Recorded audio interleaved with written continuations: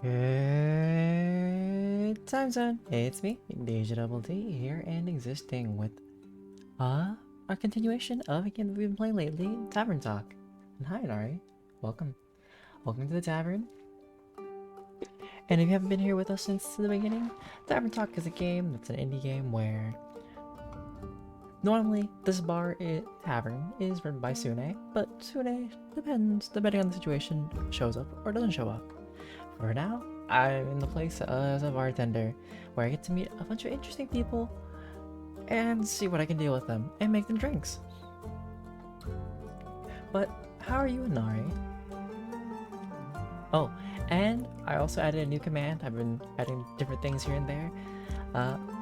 Also just like a little bit of new improvements to the stream. I think I've done like a couple of good things here and there, but our new command right now is !tavern if you feel like grabbing a drink in this tavern today. Yeah, without further ado, let's dive into Act 2, Starlight Sonata, Part 9, Crossing Threshold. Feeling improved, like all better, or partially all better, you know? Act 2, Starlight Sonata, 9, Crossing the Threshold, 5th of the Astral Moon. Start day. Oh, I got a gack-a-doo-doo-doo.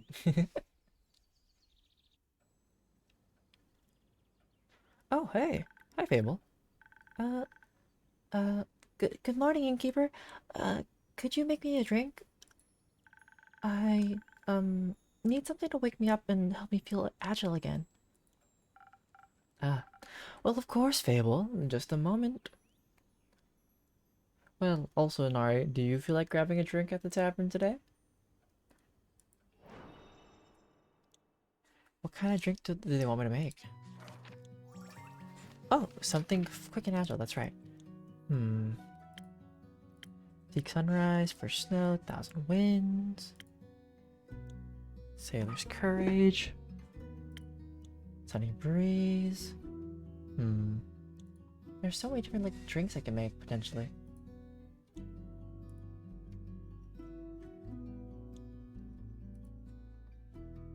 Partial. Alright.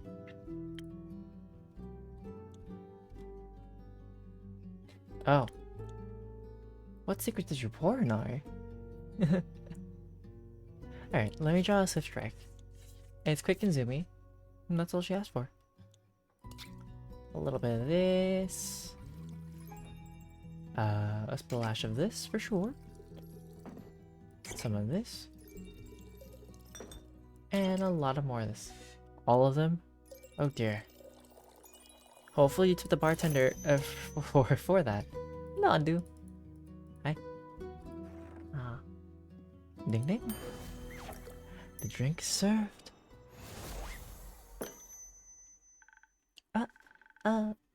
Thank you. I feel much better already. Long night? Very. It turns out there were a lot of farmers who needed help. I regret offering it? Not at all. I really enjoy being able to help people. Before, I just used to wish I could help. But I never felt competent enough to try. It's fun to try, a bit exhausting at times, but I think I much prefer this over waiting around. I still could use a bit more practice though. That's fair. Just make sure you also practice taking breaks. You'll have a much easier time helping other people if you're not close to passing out yourself. So what happens when we reach level 50 in ZZZ? That's what I have your drinks for.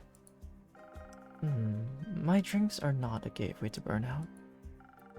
I admire your kindness, Fable, but you too should fall under the umbrella of people you're being kind to.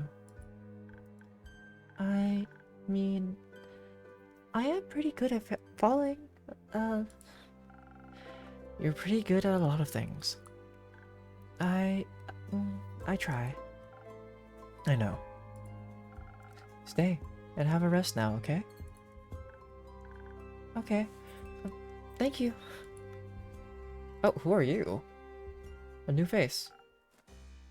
Ah, good day to you, innkeeper. Good day to you too, adventurer.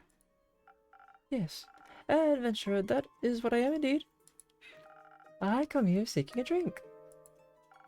What a coincidence. I do happen to have some of these in stock. What can I get you? Well, what kind of drinks do adventurers usually get? Whatever drink they desire. Then, well, I could do something that tastes good. Of course. Perhaps something that could protect me from my foes. Defense is the best base of every adventurer's skill set, is it not? Possibly. Let's try it out. What should I pour today? What would you like? Well, defense, purely defense. We got just defense. Sparkling Nebula ain't got no defense. You got defense, no defense. Okay, so a Frosted Lagoon is probably what we want. Or First Snow. Well, Nari, or anybody else in chat currently, do you guys want a First Snow or a Frosted Lagoon for this guy? What is a good drink for him?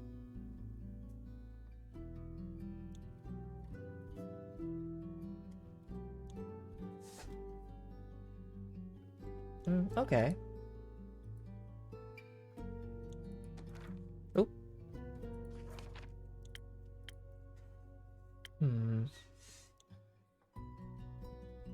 Is that guy more of a First Snow kind of guy or a Frost Lagoon?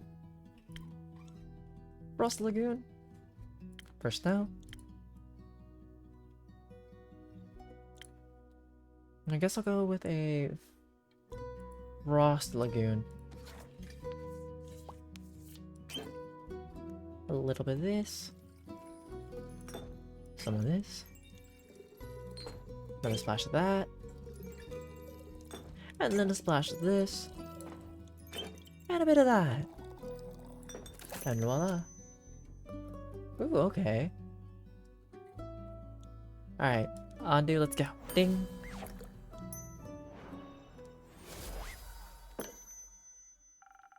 Liquid protection against your foes. Now for half the price. Ah, thank you so very kindly.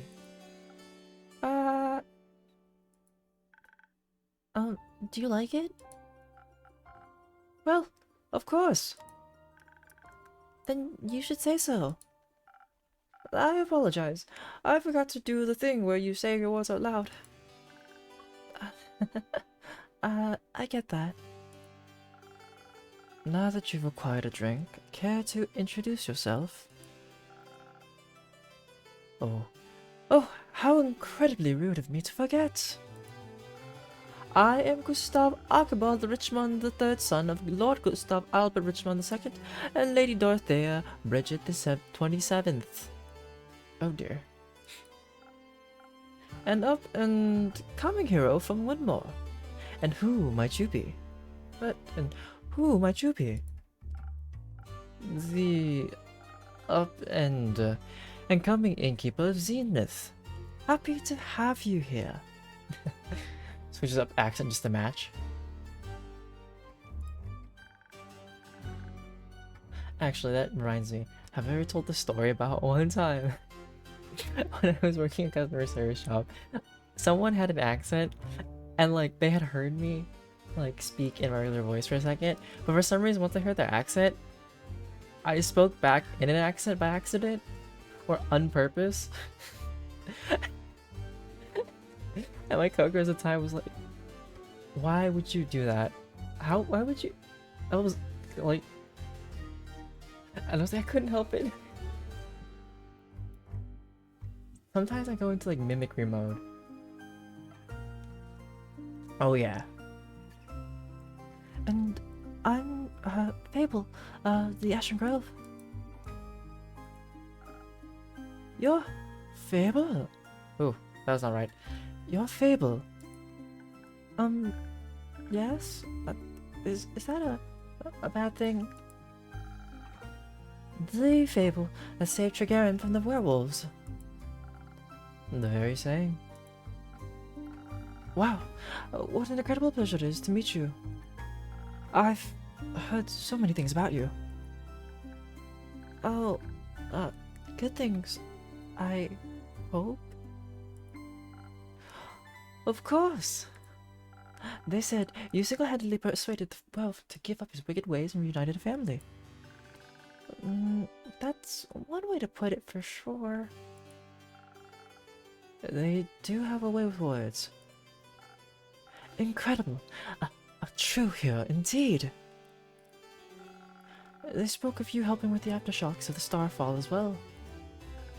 I mean, that's a given. I need to help out when I can. You truly have the heart of a folk hero. How admirable. What about you, Lord Gustav Archibald Richmond III? What are you the hero of? Well, I'm currently leaving my backstory era. I'm in the first act, so to speak, on my journey of becoming a full-blown adventurer. I've had a bit of a late start, but I shall catch up with haste. Also, Archie is just fine. You don't have to say the whole thing every time. Well, Archie, if it's haste you're looking for, I can help you with that. Someone gifted me some golden feathers a few days ago. Prepared as an infusion for the right drink, they can hasten you up in no time. Really? That's spectacular! I always thought those things were myths or legends you only read about in books. Do you read a lot? You know, sometimes. Not that much. Well, you should. You sound like someone who enjoys adventure, and books are so full of them. They are. I'm just too cool for books. I mean, books are cool. You think so? Yes, I do. I mean, look at the Innkeeper's Journal. It's like super cool. The coolest. The smoothest bartender, tavern keeper, innkeeper around me. Starts doing like what is it, Ginyu poses?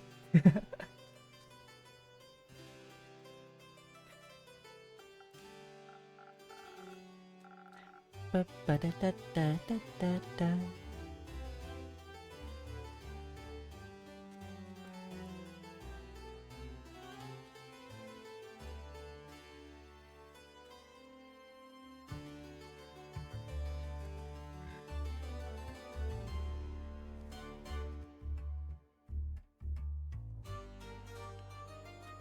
Oh, well, actually, maybe I do read quite a bit. I'm sorry for being so weird about it. Don't worry. We're all a little weird sometimes. What kind of books do you like? Anything full of adventures, and heroes and adventure heroes. What is that supposed to be, Inari? They're just like me. Obviously, my parents would much prefer if I read about other things, such as books on etiquette or the newspaper. I'm sure they would love it if I just wrote a dissertation on the intricacies of the Dyria negotiations, or even became a diplomat myself. But I think I would fare much better as a savior of this world, don't you think?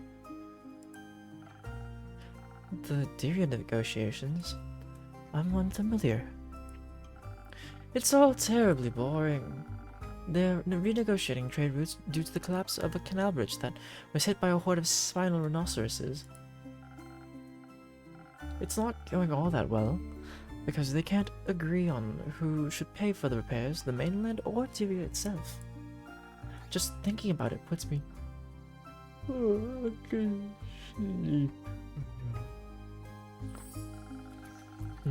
Then perhaps... Ooh.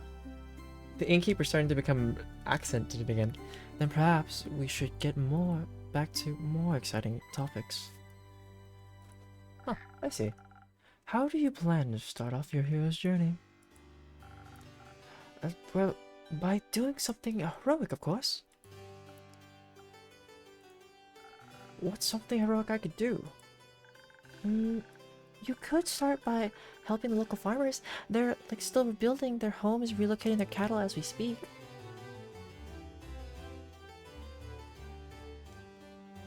Oh, that's kind of cool. Ah, great idea. Well, how much gold should I give them? Gold? I mean... I'm sure they wouldn't mind gold, but I was thinking about lending them a hand. You know, physically with your little hands? Okay. So I would, go to the farmers and ask what they need help with. Of course. That sounds... I shall figure it out. Thank you for the inspiration, Fable. It has been an honor to meeting you. I hope we shall cross paths again. To my next quest, innkeeper. Till then. Oh, I see. That was... adorable? Weird. Not because of him. I just... you heard about me being a hero? That doesn't sound right. But you are a hero. Not really. I didn't even do that much yet. Not enough to be inspiring to anyone anyway. There are much greater heroes than me out there. He wasn't impressed by other heroes. He was impressed by you. You are a hero. That's... nice. You don't sound very happy about it. I am. It's really flattering. But I just don't think I did enough to deserve his praise. I'm just some elf. It's not for you to decide who's impressed by you and who isn't. I'm personally going to keep bragging about knowing Fable, the great hero of the Ashen Grove and the savior of Tregarin.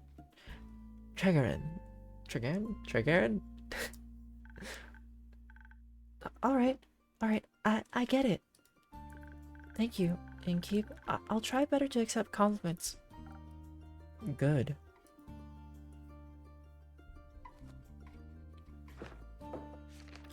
Aw, quest taken. Hello, Innkeeper. Hello, Fable. Hello, Melly. Hello, Malachite. It's good to see you both again. Well, likewise, right, Mel? Can I offer you two a drink? You're getting all your shipments pretty recently, aren't you? Actually, can you can offer us a quest. Are you talking about the one you just picked up by any chance?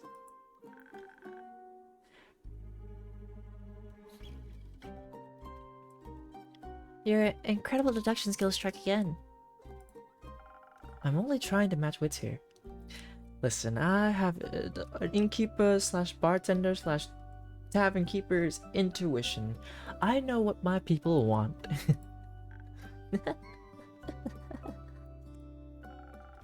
So, you're interested in saving those poor familiars? I am. Missing familiars, silent wizards, clues leading to a seemingly dead end. This sounds like a case for the world's greatest detective. Me.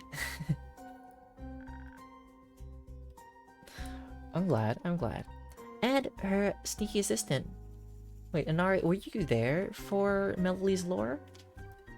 Because currently for Melody's lore, Melody's like 10? As I can recall. Oh yeah, Archie. maybe about Archie for real quick.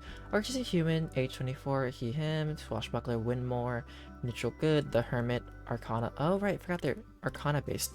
Archie's the noble son of an influential family from Winmore. He's quite out of touch with reality, growing up around books instead of everyday people. He wants to experience the adventurous life he always read about, especially after hearing tales of a fabled folk hero.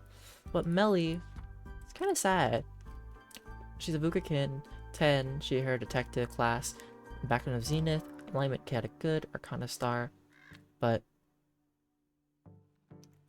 yeah, her parents passed very early, which is the sad part. But, and her sneaky assistant, they do sound like a great team. Wait, they do sound like a great team. They're not a team. But they are going on a quest together. They are not. Then why are you here? She didn't want to come alone. Come here alone. Said she can't reach the quest board. And I need a drink anyway. So, you're sending Melly on a quest alone? As is customary, that's how the Shadowbanes have always handled it. Melly isn't part of the Shadowbanes. It's an honored tradition. Let's go with the first one. But she wishes to walk the path of thieves. So she must embrace their lifestyle.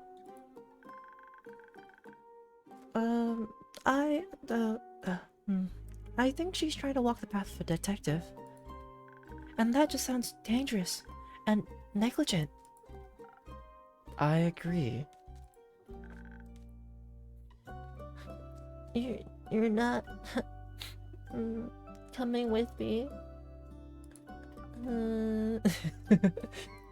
No. What? Why not? I just explained that. Badly. But you have to come with me. Yeah, you have to come with me. Why? It's clearly a job for two people. There's no job that can't be done alone. What if I need someone to sneak into the crime scene to gather evidence? Didn't you want to go on this quest to test your stealth training? But what if I, get nervous? What if I forget how to be stealthy? Or what if none of the familiars want to talk to me? I don't know, Melina. And what if I come back and you've been eaten by a T-Rex? Who cares? I do.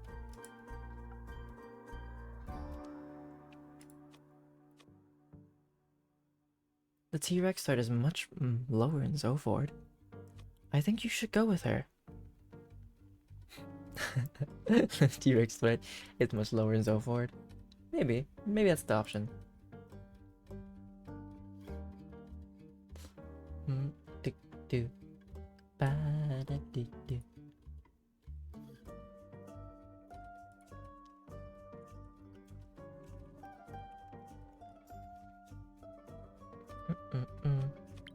Oops.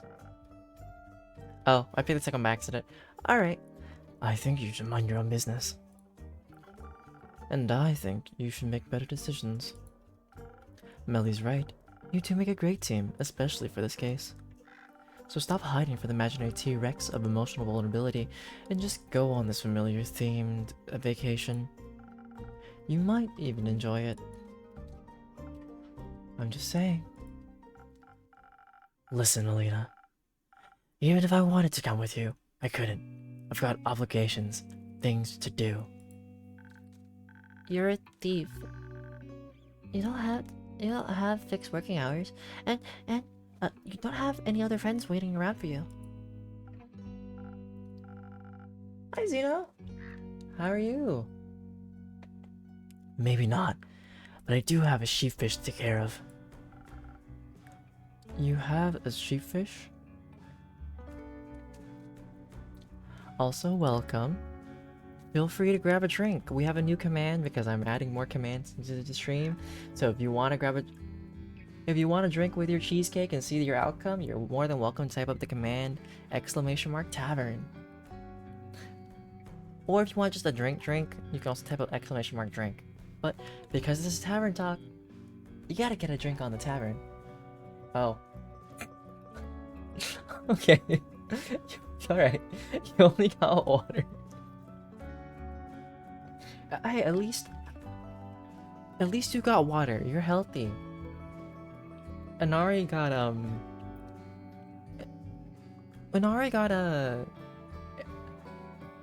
Oh.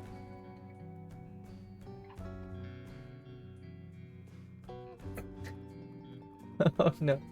Hey, Zeno, at least you got like somewhat decent things until the second part.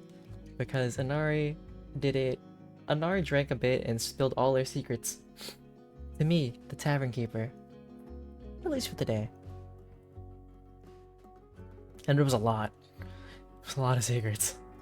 You have a sheepfish? Maybe give yourself a break, you know?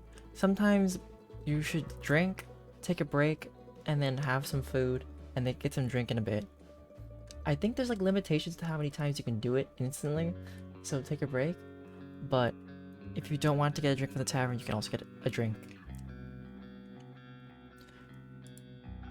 Just chug? Alright, I mean, that is, if you want to just chug, feel free to do it again and see what you get. I do. His name is Rufus, and he doesn't do well alone. Plus, he needs to be fed, and to do his daily crossword puzzles, otherwise his wool will get strawy. Oh, well, you're right. You can't just leave Rufus alone. He'll get lonely. Yeah.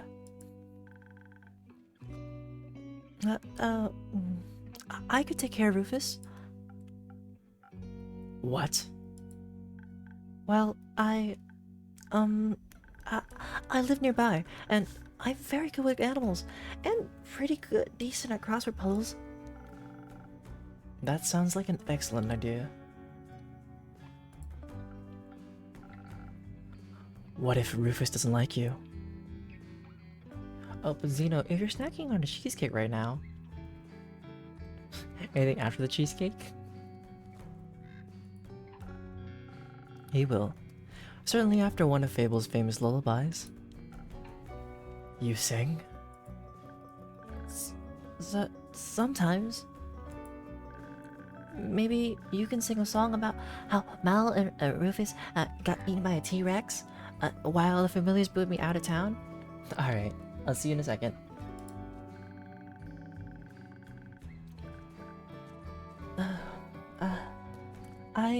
I think I'd prefer a song about you and Malachite, saving those familiars instead. Right, Mal? Fine. But just this once, see it as a final exam for your training. Yay, sounds fun. That sounds fun. Wonderful. So, do you two need any help on your quest? Don't know. What do you think, Detective? Well, it's great that you ask, Mighty Assistant. Please don't call me that. Okay, Mighty Mal then.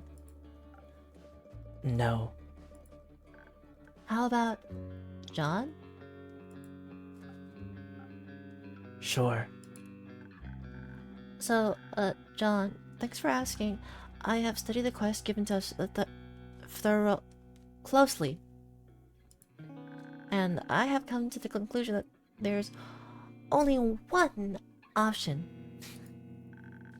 This is a classic case of finding the right clues sprinkled throughout the witnesses' testimonies and piecing them together correctly.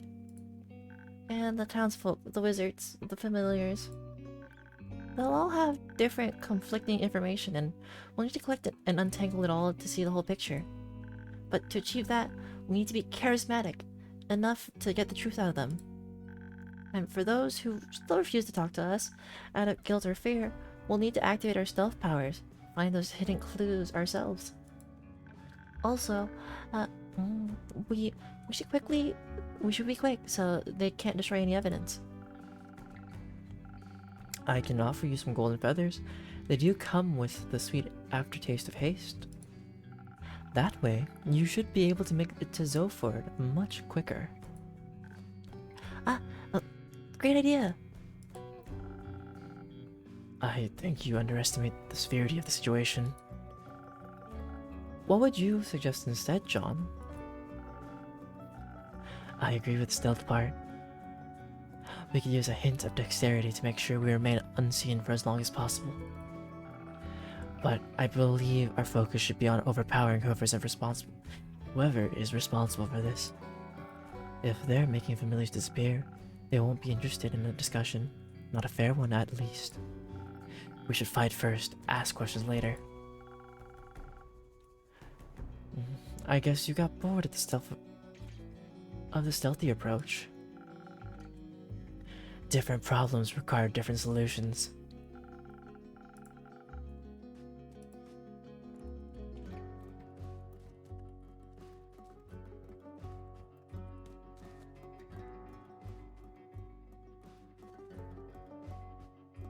If you're itching for a fight, may I recommend...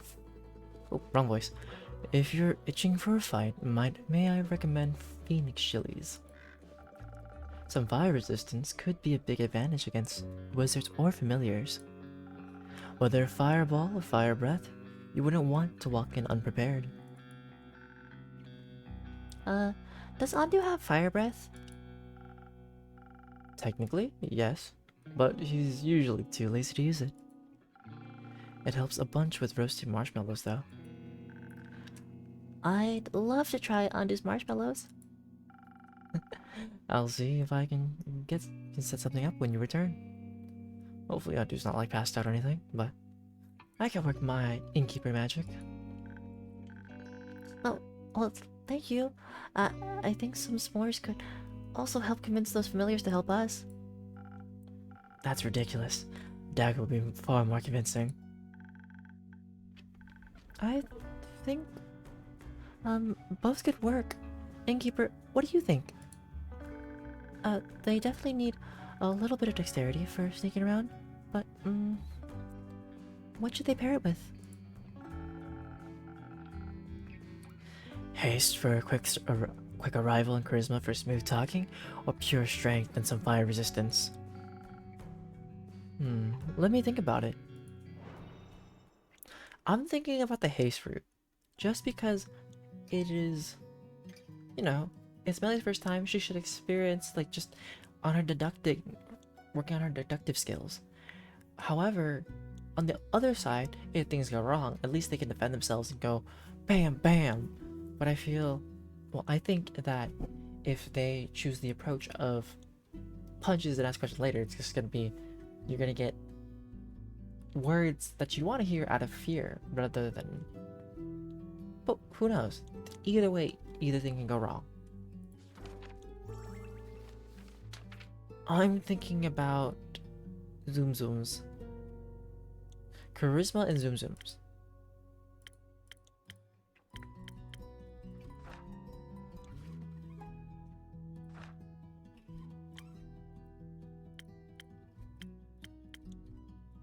And Phoenix Chili. Okay, so I'm thinking about the golden feather. That's the first thing first. So where's my golden feather? Now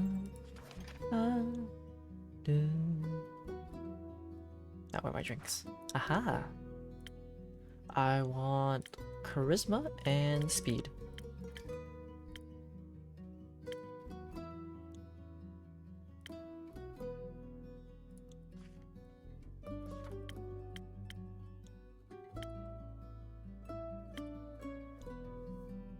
This one. It's gonna be a sunny breeze.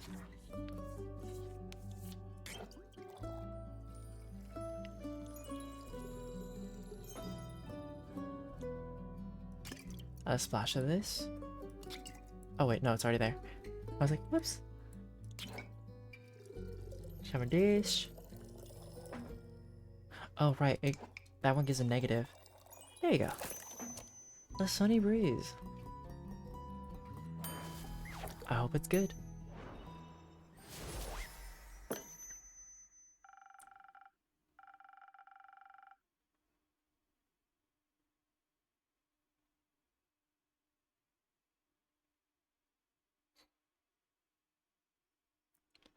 Ba-da-da-da.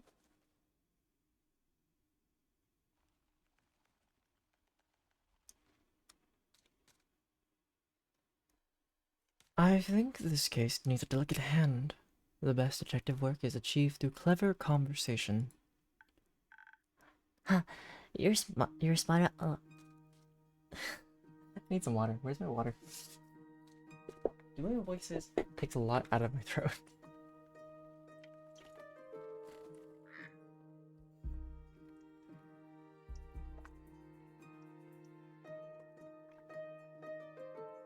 Especially if I'm doing multiple voices at once, which is a game likes me to do like multiple different ones, because I always try to make them sound as unique as possible. Huh, you're spot on. Guess this is how I die. Don't be so pessimistic. My drinks have your back. Do you think you're prepared to solve this case, detective? Yes. With your help, we'll complete this quest with haste. We'll be back soon. Best of snooping.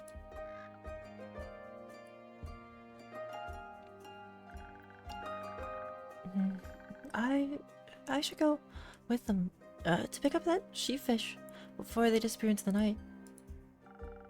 Don't forget to sing him a lullaby. Rufus or John? Rufus. Right. Obviously, I'm gonna go now. Have fun, Fable. Wait, is that the end? Whoa, that's like... Welcome... Wait, are you truly back or are you passed out? Are you sleep talking? Welcome back to the tavern.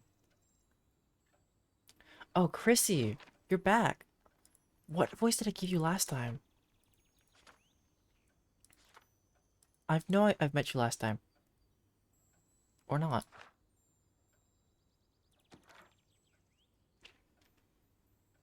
What voice do I give you today? Innkeeper? Chrissy! Glad to see you're alright. Likewise, good to see you and the tavern are unharmed. It's quite the disaster out there. And I'm just passing through. Don't have time to stay for too long. Need to check on the cottage, and the birds, and Fable. I'm sure everything is as it was. The canopies of the grove are sturdy after all. Xeno, should I ask where have you returned from? Which is why I chose to make it my home, that and the landscape. I hope your trip was nice at least. Yeah? Oh, it was. It felt good to recharge and refill the creative juices. We walked a lot, actually. Almost mapped out the whole island. Ooh, who did you get, Zuno? Was it a 4-star? 5-star? We also hiked to the foot of the Borean Ridge, where the auroras touch the peaks. So, oh, congrats! You got Link Shot as well. Same, I got her yesterday too. You were there for it. I don't know, I don't have enough materials to like level her up and make her stronger, but in due time, we're gonna make her better. Hopefully. It was. I'd never seen anything like it before. It was the first time I got to catch a glimpse of them. Must be nice. I don't have enough materials. I think she's at level 50. Also, caught a glimpse of the infamous Banshee. Or 40. Because I am flat broke when it comes to like level up materials. Everyone told us to avoid the Lonely Lagoon because of her, but it's too beautiful to ignore. I doubt the Banshee means any harm. Everyone yearns for a friend, after all. Even scary creatures. It gets lonely as a monster sometimes. Everyone is scared of you. People shouldn't be. No one can choose who they are born as. We should accept them as they are. I have a few patrons who would really appreciate hearing that. Then I'd be happy to meet them. Speaking of which, I got you something. Oh? Remember the nymphs from when we last spoke? I do. I met one at the art convention. She was selling little homemade trinkets. I remembered our conversation and got you this. Oh, what is this? I thought you might appreciate it. I do. Thank you. It'll certainly always have a special place in my heart, knowing it came from you. Aw, you're such a sweet talker. But you can't trick me into giving you my name. What would I want with names? Nothing good, that's for sure. But for realsies, I have to leave now. I've been gone for too long. See you around, Innkeep. See you around, Chrissy. Take care of yourself. Always. I'm getting all like these cool like knickknacks here and there. Well, that's kind of cool. Like, can I actually have like a section for the knickknacks? And I know I just saw we got a new person, but oh, I got horror music. Oh, you have lovely hair. Your hat taste is phenomenal. Such as, do you know?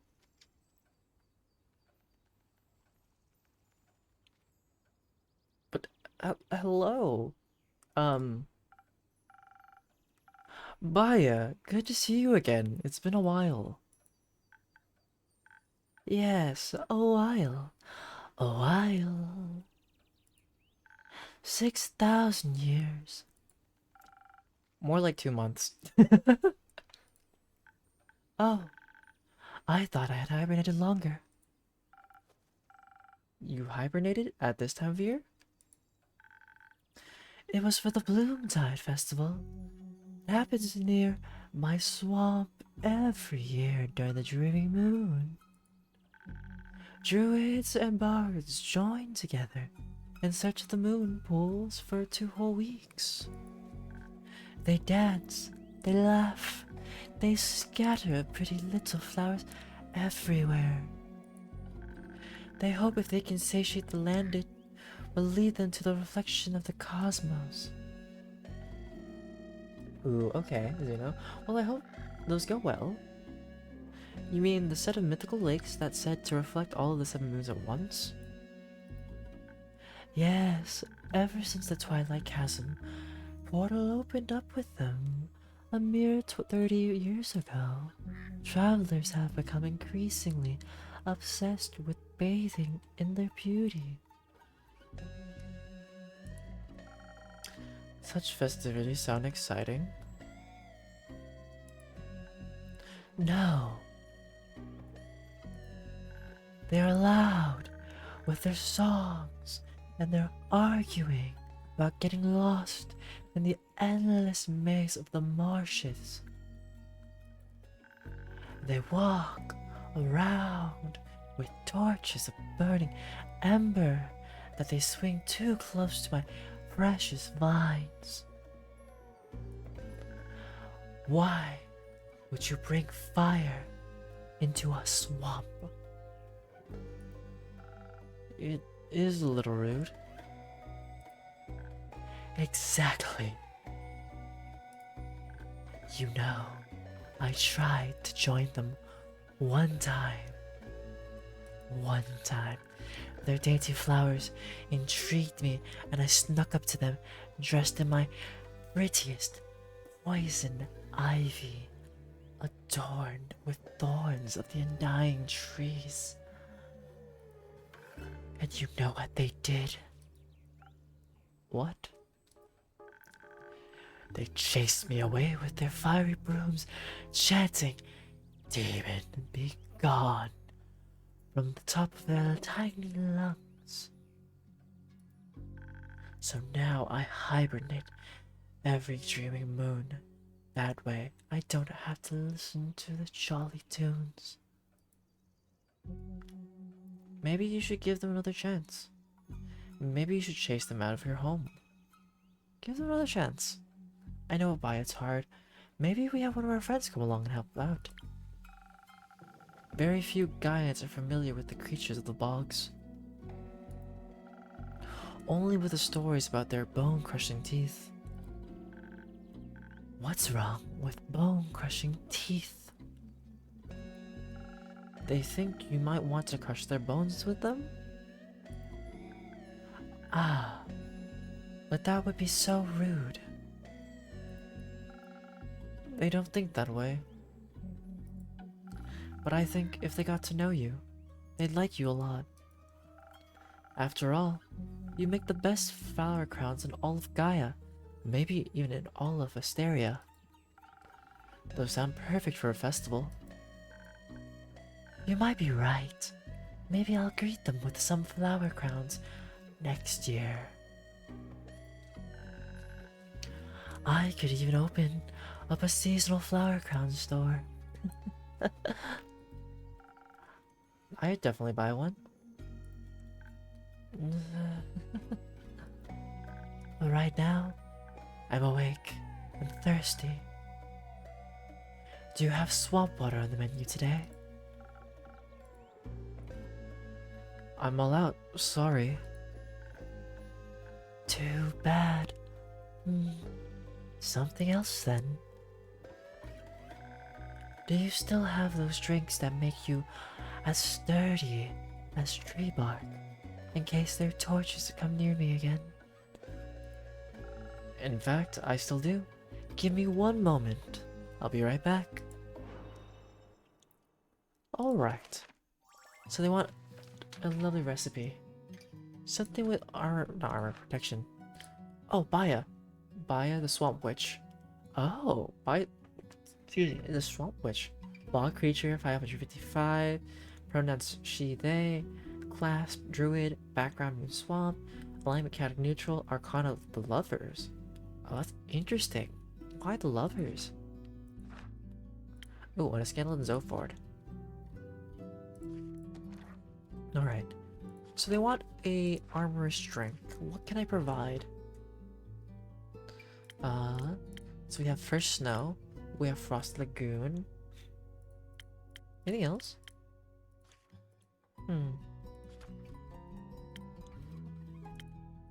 I kind of want to give Frost Lagoon because I feel like First Snow is more of like a hibernation drink, so like just right before you about to sleep, you know? So I think I'm gonna go with this one. Another Frost Lagoon. It's simple. Unless said otherwise. A splash of that. Some of this. A hint of this. I know I'm making like extra, but it's fine. Look at that, we got layers. This is like the event in Honkai Star Rail again, the something something vineyard or something. It's just the drinking one where you mix different drinks. But ding, welcome in.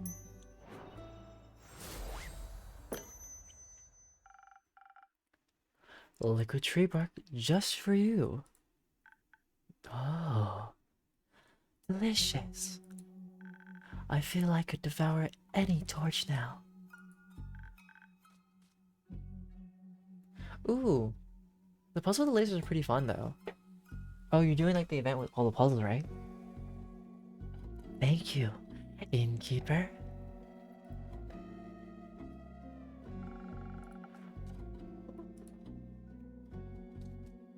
What woke you up from your slumber anyhow? The night sky fell into my dirt hut.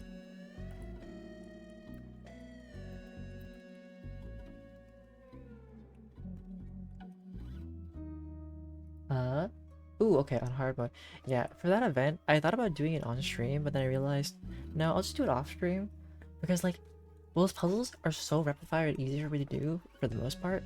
I think the only one I had trouble with, I think, was a little bit of the organization of putting the items on the truck, but that's it. The night sky fell into my dirt hut. It burned my favorite weeping willows to bits. I am replanting it into many small, sniffling willows.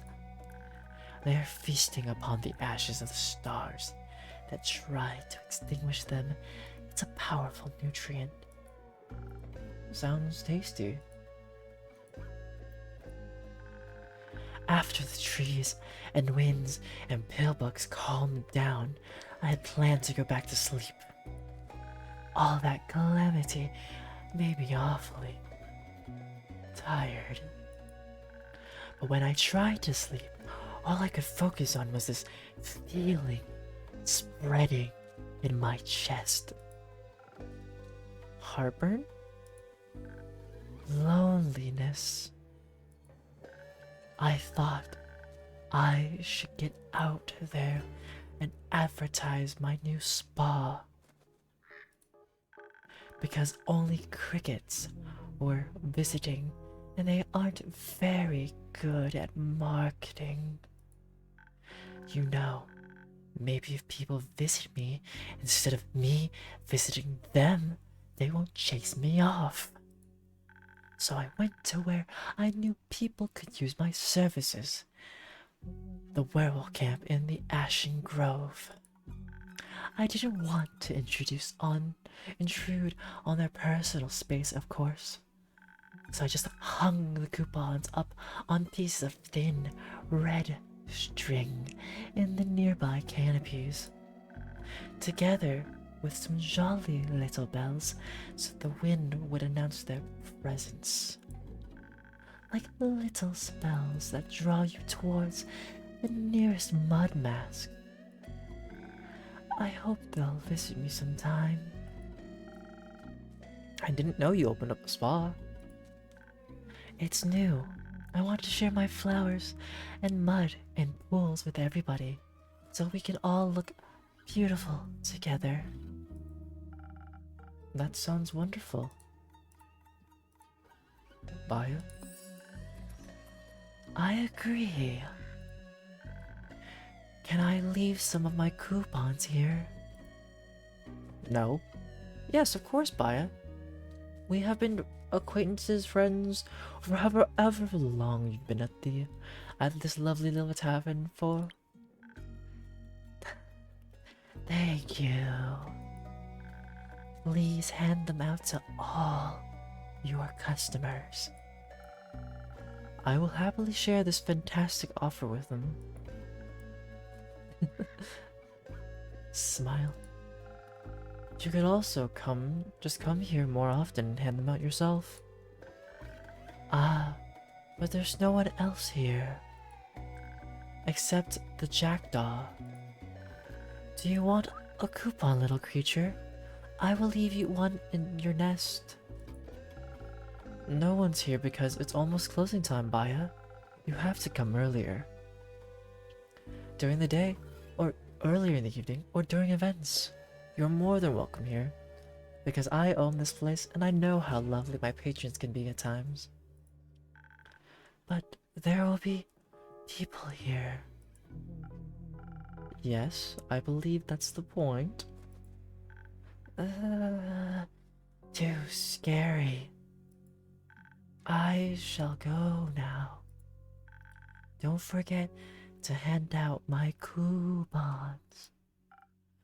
Will do. And it looks like it is time to close for the night. There you go, Undo. Gotta get you fed. A little brush. And the last thing of the night.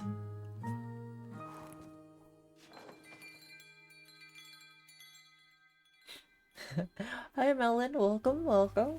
I thought about messaging you, but I was like, I don't know if it's late for you. But welcome, Melon. Thanks for joining.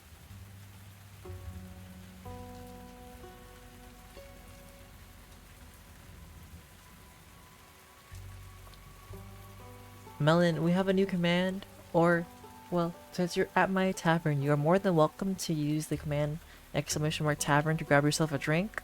Or if you want to have a drink that's less silly, type up !drink.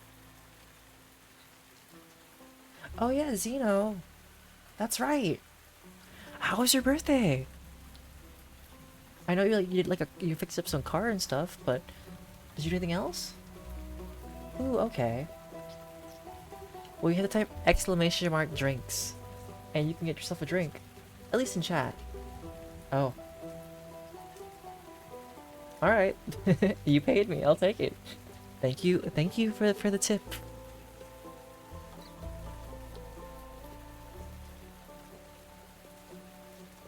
Fair enough. I mean, as long as you got to enjoy your birthday, and like, it wasn't like a disaster dumpster fire, I think that's good.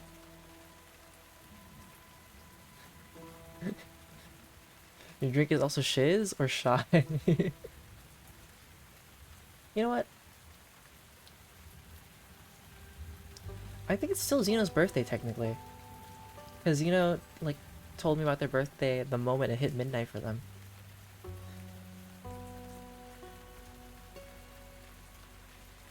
Haha, I got a smoothie. Anyways, Act 2, Starlight Sonata 10, Twin Flames, 8th of the Astral Moon. Well, you have one more hour.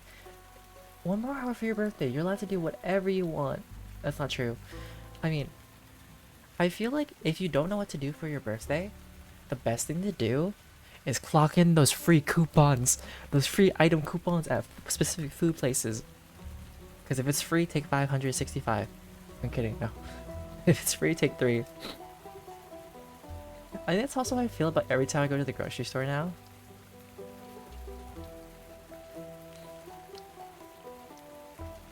Because, like, I'll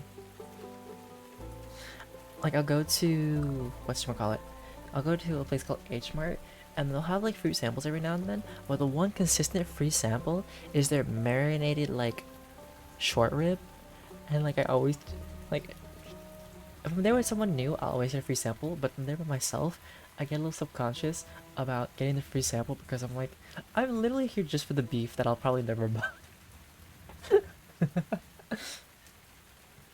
And there's nothing wrong with that. It tastes so good. And it's always the same old lady, and that's when I feel like silly about it.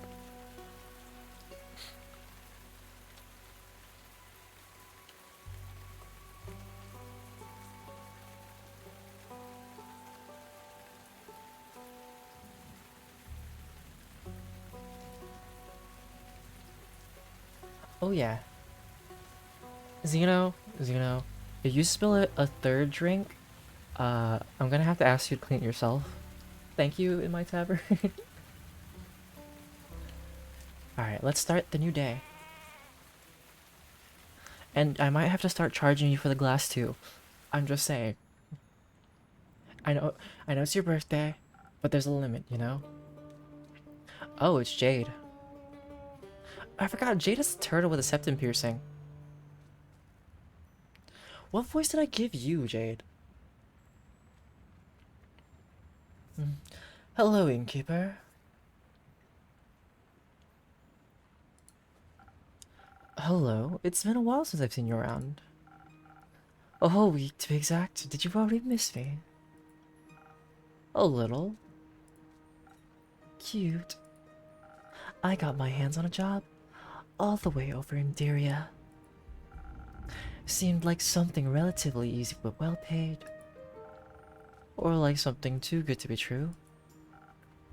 Not this time. Apparently the farmer just wanted it to be done quickly, so she offered a higher than average rate.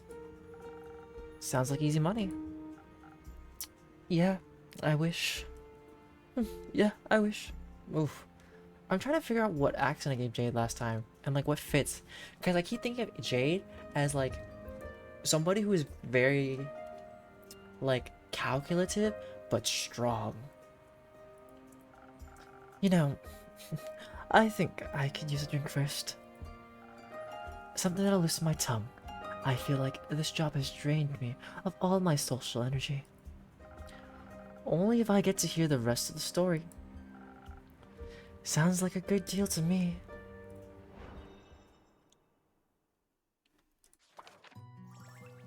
Alright, so they want a drink with lots of charisma. I have 1,000 Winds, and I have Sunny Breeze. Guys, chat, what do you guys recommend for me to make? Sunny Breeze or 1,000 Winds? Because I'm wondering which one's like better, per se. For somebody to have their tongue. Well, 1,000 Winds gives them more defense, while Sunny Breeze gives them more brain power, like intelligence. And if you guys need a description, I can also read them for you guys. 1,000 Winds. Swept up in the 1,000 winds, you become as charming and elusive as their elemental messengers. Somehow they feel that feels exactly like resting on a tropical island, enjoying a refreshing drink and pleasant company. Its airy swirls are perfect for avoiding unwanted questions. And then Sunny Breeze is the delicious Sunny Breeze will melt your tensions and blow away your stresses, leading to enhanced charm, focus, and relaxes. It tastes like a pleasant wind flowing through the winds on a warm summer day, very popular among bards and rangers. They both have charisma, Melon, like to the max. But I think I'll go with the Sunny Breeze. Let me draw this up. Sketch, sketch, sketch, sketch, sketch, sketch. Alright. Splash of this. See, I know I could pour all three down. Oh, and this is Andu, by the way. Is he like a tadpole dragon newt? Or are they? I actually don't know Andu's gender. Doesn't matter to me. Too much. I'll go for neutral. This is Andu. They're doing good. They're precious. A splash of this. Oh right, in order to pick the Sunny Breeze, we need like a specific recipe.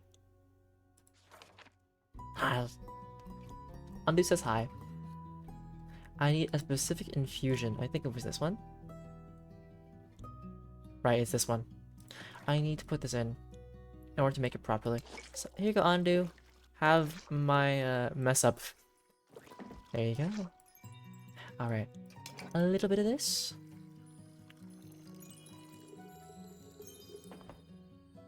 Oop, a little too much. Just a wee bit too much.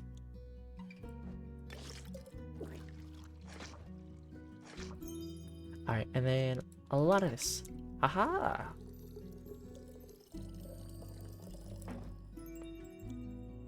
Oh, some more. Right. Sunny Breeze. Coming right up.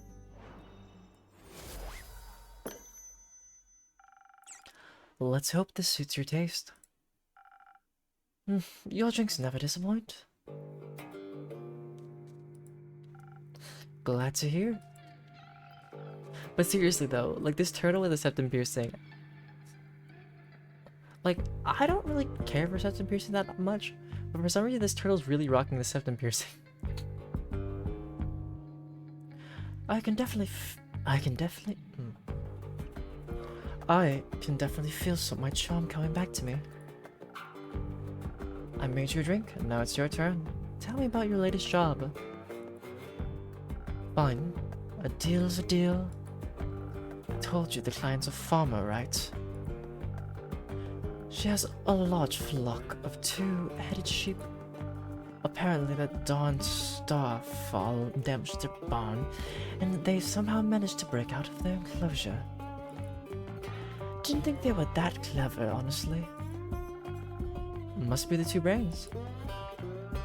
Probably. Anyways, they got out right after before the shearing appointment, and of course the farmer needed to get them back in time.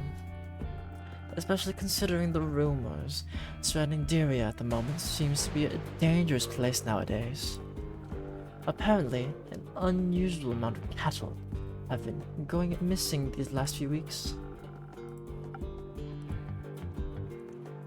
So local folks have been keeping a closer eye on the locks and fences. Of course, the farmer wanted her sheep to be safe, so she hired someone to bring her animals back. That's someone being you? Obviously. I thought to myself, I'm a monster hunter. Handling animals is basically my job. I'd say a monster hunter is rather known for, well, hunting instead of handling. That was exactly the issue. Do you know how stubborn two-headed sheep are? Let me guess. Alright, Xena, you redeemed the plushie friend feature. What kind of plushie do you want? Actually, no, we should ask, what color do you want?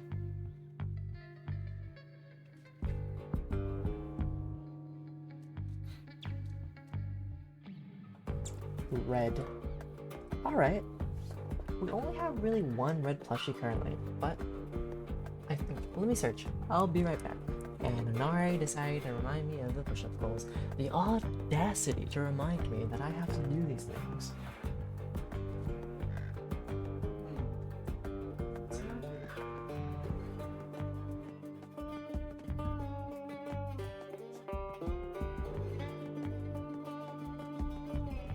Okay.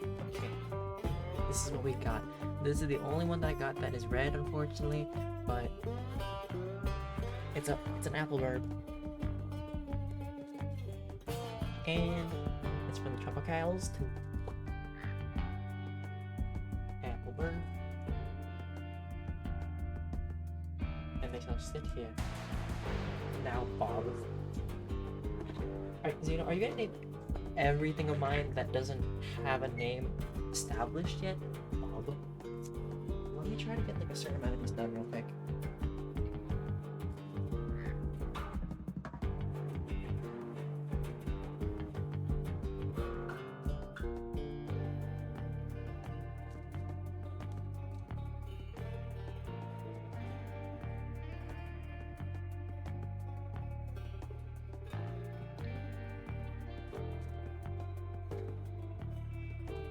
Okay, I have 35 more to go, but that'll be all in due time.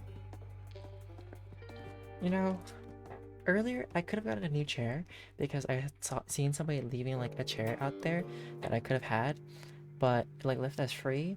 But I told myself, if it's meant to be my chair, when I get back and it's still there, I will take it. And it was not there, so it's not meant to be.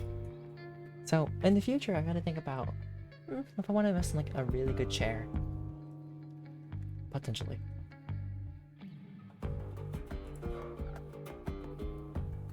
You got it. You got it. They're impossible to get moving. Impossible to startle. One head might be eating, but the other one is always watching you.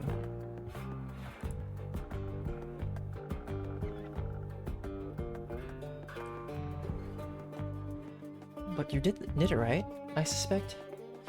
You wouldn't be here if you hadn't finished the job. What kind of cheesecake is it? You're absolutely correct. I was at my wit's end. Imagine having fought hundreds, if not thousands of beasts. And some sheep are the one enemy you can't win against. That sounds like an incredibly humbling experience. Oh, like one of those like variety packs? Nara, I kind of forgot you had an alt account for R1999 versus 1999. See, I feel like for me, I like just a classic cheesecake, but also in Asian cultures, they don't have like regular cheesecakes. Like they're more like cakey with like cheese in it. And like we got like a sweet potato cheesecake, which was actually really good. If you like sweet potato, that was really nice. But back to the story. It was, trust me. But luckily, I got some help. Another adventurer saw me struggling and offered her assistance and knowledge. Give me some. I would like some, please. Or should I say, a retired adventurer? Oh?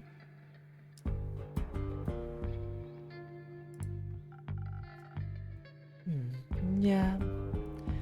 She was very insistent on that label. Some kind of astral kinfolk must have lost her arm a while ago. Oh no. Back to the sheep. As she told me, there's apparently one thing that gets their full attention. You got any guesses on what that magical tool might be? I have no... Oh. Ayo? Clovers! Clovers! More than two. Clovers to be precise, and they go absolutely feral for them. A few will make them follow every single one of your commands. But someone with your experience should know that, innkeeper. Why'd I get some, Xena? Do you know each other? Barely. Well, if you can't make it, the best thing you could do is buy some. Keep your secrets then. Oh, so mysterious, innkeeper. I wanted to buy her a drink after she helped me out back there. Didn't expect you to be best friends, honestly. Best friends? You could always look it up. There's always, online, type up like a Japanese bakery or Japanese cheesecake bake. But there potentially is, okay, you can like find it there. Like, if you never know, sometimes the best thing to do is try the internet and hope for the best. I'd never be friends with like them. I have taste. Well, that was unnecessarily rude of you, Una. You didn't even consider my feelings. Consider me sorry, innkeep. Apology accepted. Speaking of taste, what about your drinks? I know, you've always liked experimenting with potions and other suspicious liquids. Looks like you finally made it, huh? Indeed. I think I got the hang of it. Then what are you waiting for? Your old rival is waiting for a drink. Preferably one that'll restore my energy. A sheep have made my old bones all wobbly, and I don't like feeling so weak. Got you. Let's see what that old magic has to offer. Don't worry, they may not look like it, but the drinks are actually really good. I bet. I'll just take that as a compliment, I suppose. Alrighty, we want energy. Oh, so we want attack. Okay. What drink has attack? We have Sailor's Courage. We have Southern Brawler. See, I think Una or Uma is more of that, but let me read this real quick. Okay, so Una is a Finfolk, age 68. She, her, Arcane Engineer. Okay, Astral Sea, Neutral Good, and the Empress. Oh, and Jade has the Emperor. Interesting. Gabaya. Baya is an ancient swamp creature I've known for a long time. She's a very sweet soul, but other people tend to find her terrifying, even attacking her. They love spiders and opened a swamp a while ago. Sadly, she hasn't gotten a lot of visitors yet. Huh. It got old and wants to pick a fight with people. Because I don't really know the story between everything else, but... Alright. Alright, so I think I'm gonna make Sailor's Courage because of the identity of who they are. So we're going to make this one. However, in order to make it, I need to find something that gives me a bit of these ones. This gives me not that one. Not that one. This one give me no. This one doesn't help me. This one?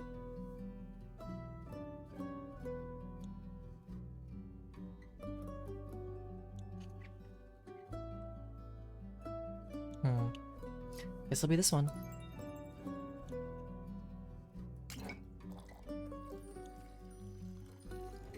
Some of that. Oh, yeah, cause I did need defense. Nice.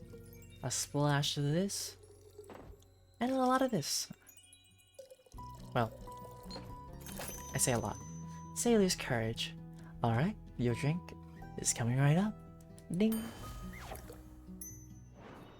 Clink.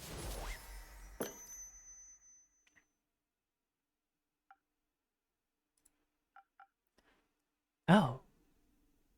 Wow. Wow.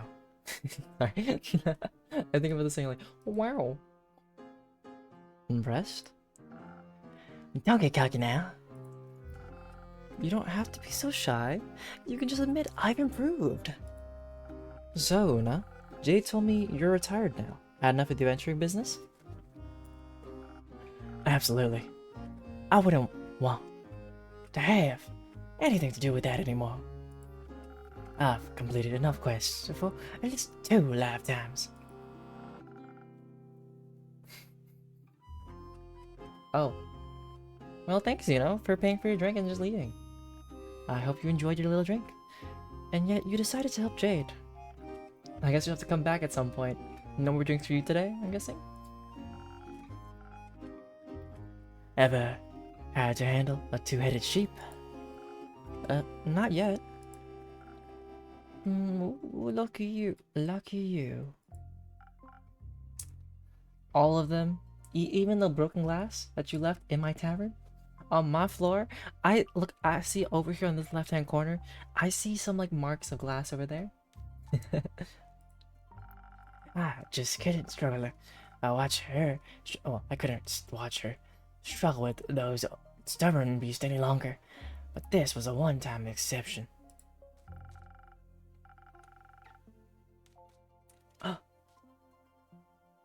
The audacity! Melon, it's drink without the S, by the way. Oh. I forgot that, like, literally, I made every, like, response super sassy in a way. Well, not sassy. Some of them are just sad. Other times they're just plain insults, and other times they're just like, you did good. I hope you enjoy your pumpkin spice up. I hope you enjoyed Starbucks in my fantasy tavern. Out of the blue. Did the farmer pay accordingly after your morning dew Clover's magic trick? Oh, absolutely. She was so happy, she gratefully paid for the both of us. And that's good to hear. She even tipped us with some gems she supposedly found in one of her fields.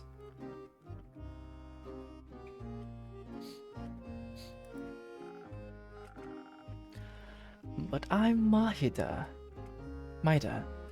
I don't have any use for stones like those. And since I'm retired, I couldn't care less about material riches. I got that medieval care.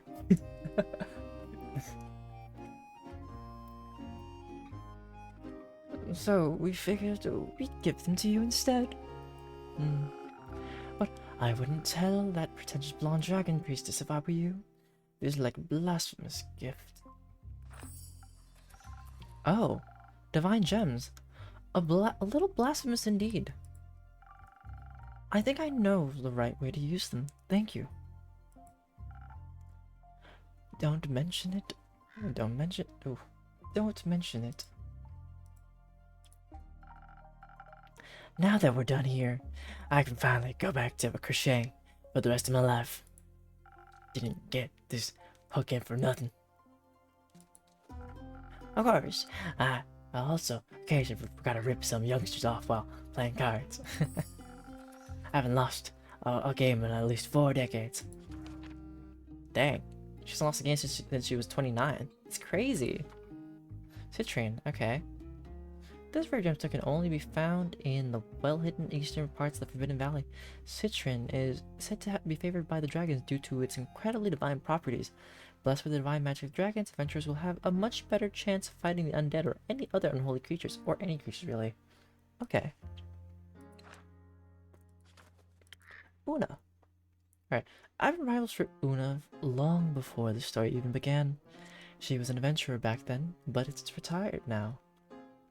Even put a crochet hook onto the stump of her arm. But there are things about her that'll never change. I'm pretty sure she'll never stop stacking that deck, for example.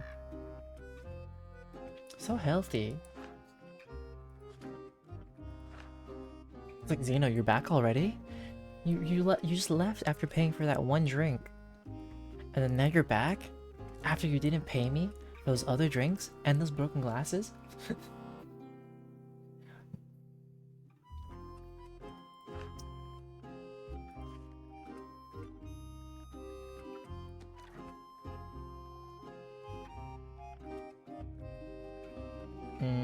I see. A likely story. A story that is very, very likely.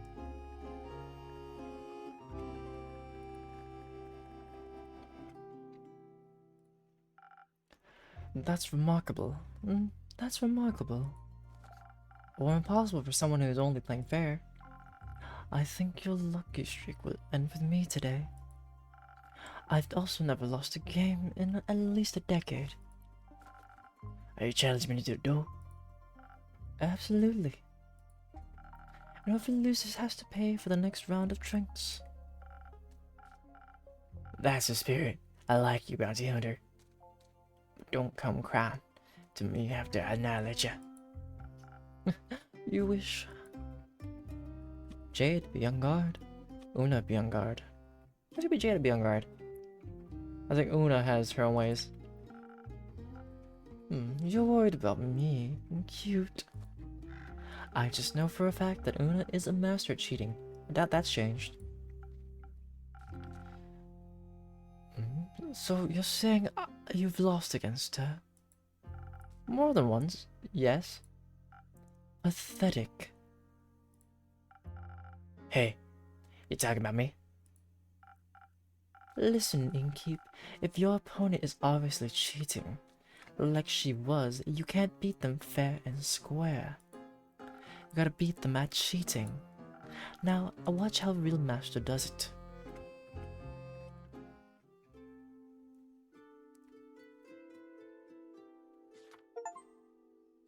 Beauty and sadness. Oh. So I see that we have a himbo. A himbo barbarian, most likely. Hello.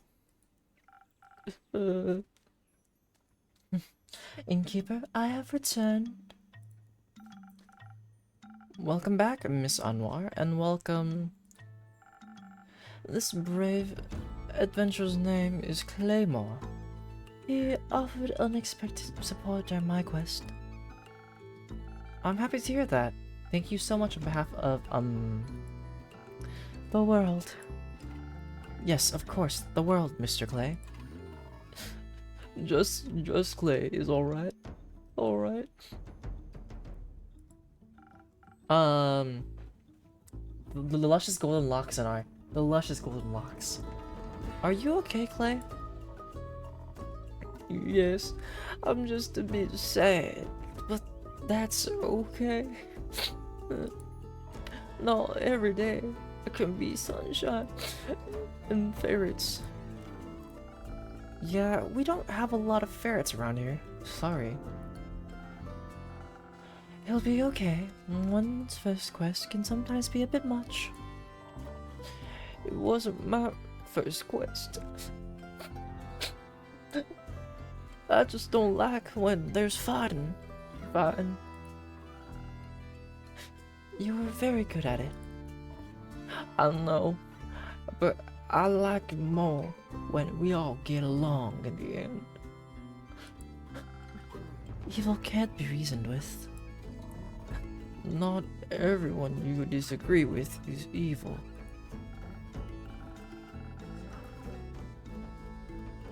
Wise words. Can I offer you two a drink in exchange for hearing about what you encountered? I suppose that's fair. Clay, what would make you feel better? I don't know. How about one of those drinks with ingredients? You look strong. How about something extra for those muscles? That sounds nice. Let's go with that. I don't know what happened and why this went this way, but our barbarian clay is now country. I thought about doing my normal himbo voice, but then I started doing this voice. I think so. I think Clay needs a hug. 1 minute.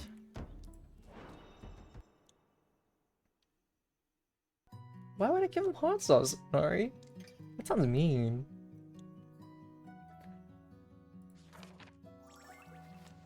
Alright. So, Spoken Heart. No, wait. Southern Brawler? Southern Brawler.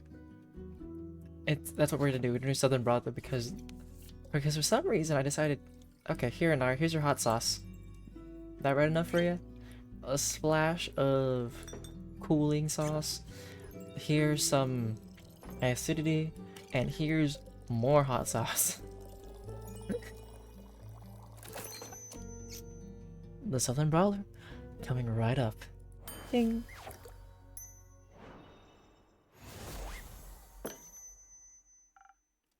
Try this. I think it might make for a good ferret replacement. This tastes strong, magic-y, but is not as soft as petting a ferret. Still, I love it. I love it. I'll have to remember this one for the next time. What is it called? Don't worry, I'll remember it for you. Thank you. Now, Miss Onwar, what would you like? I need some of that liquid vigilance. You know, you're gonna hear it's important to stay on guard. Wouldn't this be the right time to relax? There is no such time. Alright, then I shall aid you on your divine mission of not falling asleep standing. Alright. What shall I make? Something defensive. Okay, so it's either going to be the Frost Lagoon or the First Snow. Chat, what do you guys think this time around? Should I go for a Frost Lagoon for her or First Snow? And if you guys want to talk about the stats for each drink, the Frost Lagoon has a lot of defense, a little bit of charisma, and a little bit of strength fighting. And then First Snow is more fully defensive, a little bit of agile, and then a little bit of charisma. Is that what I should do? First Snow? Alright, I'll try to make some First Snow. Let's draw this recipe. And I need to find the ingredients to put into it. Because I know it's going to need an infusion.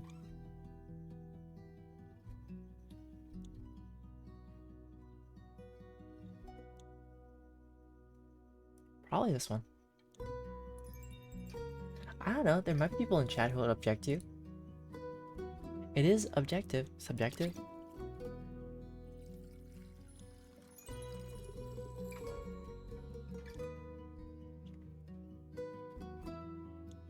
I hope you know, Melon, I read none. I differ to Inari, so that means you wanted something else. But I was like, you mean defer? Oops, a little too much. My bad. Thank you, Andu. Thank you, Andu, for drinking my mistakes. Alright, so I need... That's good, that's good. I just need defense now.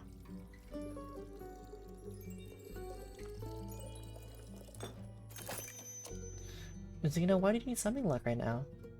And also, I'm not really the luckiest when it comes to luck. Game luck for pulls. I can wish you well, and hope so.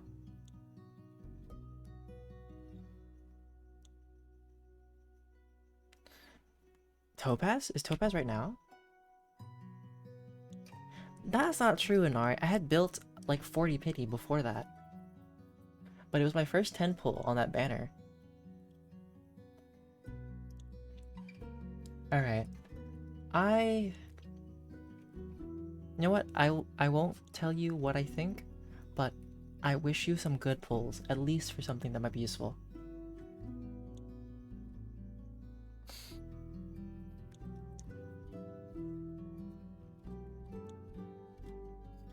No, I feel like you're just teasing me at the same time, but yes and no, okay? I got Adventuring E1 naturally, and that shook me to the core, and that's my best pull ever. Well, Lucky Shot was a nice one. Alright. You feel a 50-50 right now, or when did that happen?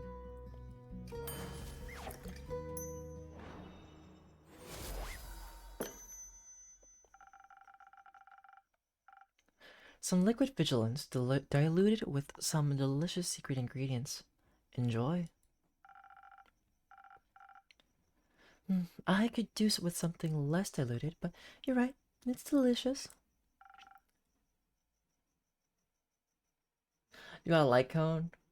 Oh no.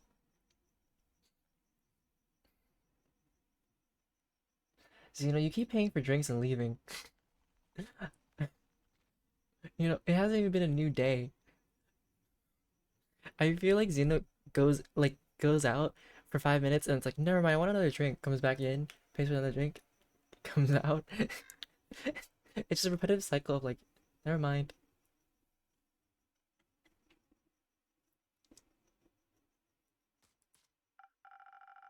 Now that I believe you have earned yourself a story, please go ahead.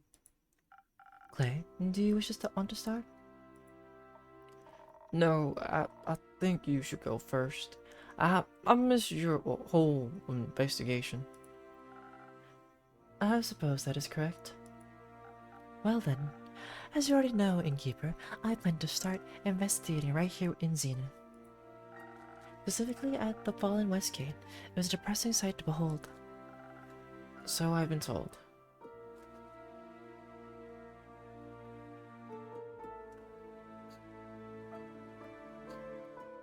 I guess, maybe I should give myself more credit. Thank you, everybody. I assume either Melina or the vampire caught you up on their observations. Maybe, you know what? I did so well, I'm gonna do this myself. Oh.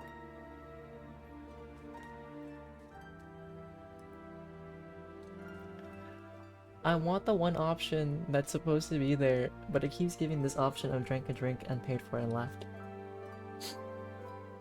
Well, I left my own tavern. It's guys, it's closed now. No more drinks for everybody. Both actually, but Melly went into a lot more detail. Yeah, Melon, I left the tavern unattended. You know why, right? Because this game series started off with, I'm actually not the owner. I'm just like a manager in charge. Sune is the one who owns this tavern. But Sune got bored of being in the mortal life for a bit, so here I am. In place because I'm the person working. Oh. Wow, Anari. I see how it is.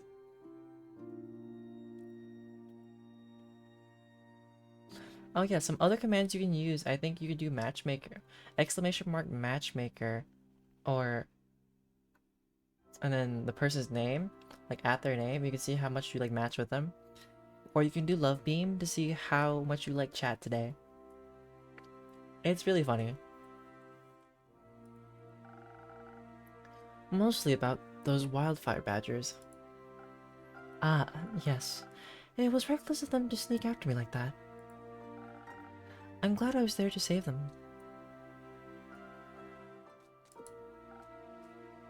Me too. Unfortunately, the rubble did not hide anything of value to me. Aw, thanks, Melon. But fortunately, thanks to your rumors, I was not entirely without a lead. The wizard's prophecy led me to Dalwell.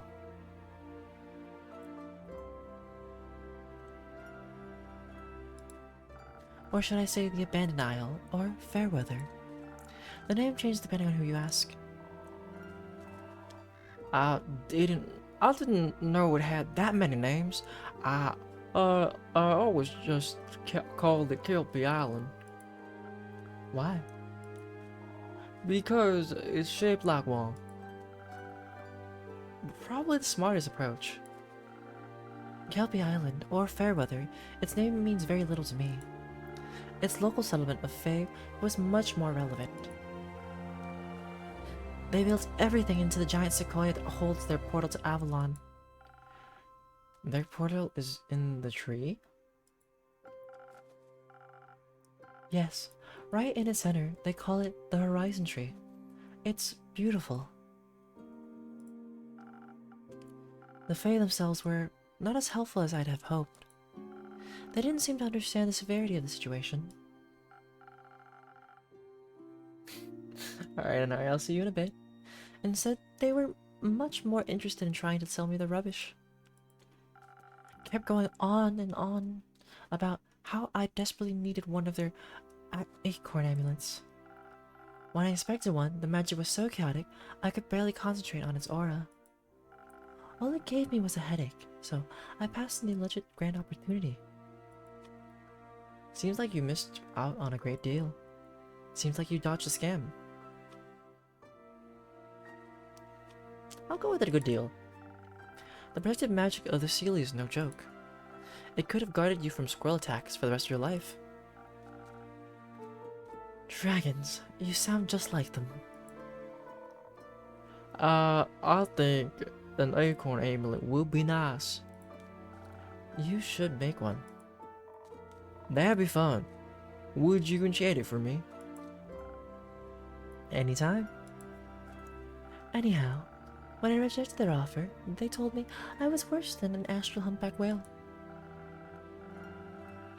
When I inquired into the meaning of that phrase, they told me such a whale had destroyed one of their scouting camps just a couple of days ago.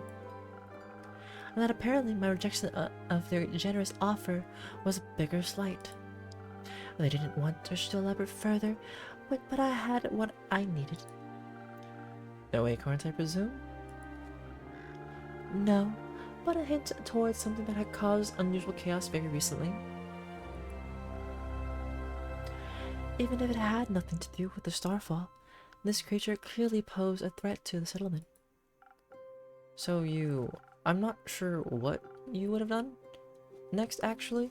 Go swimming for a whale? Of course not. One would not find such a creature in the ocean.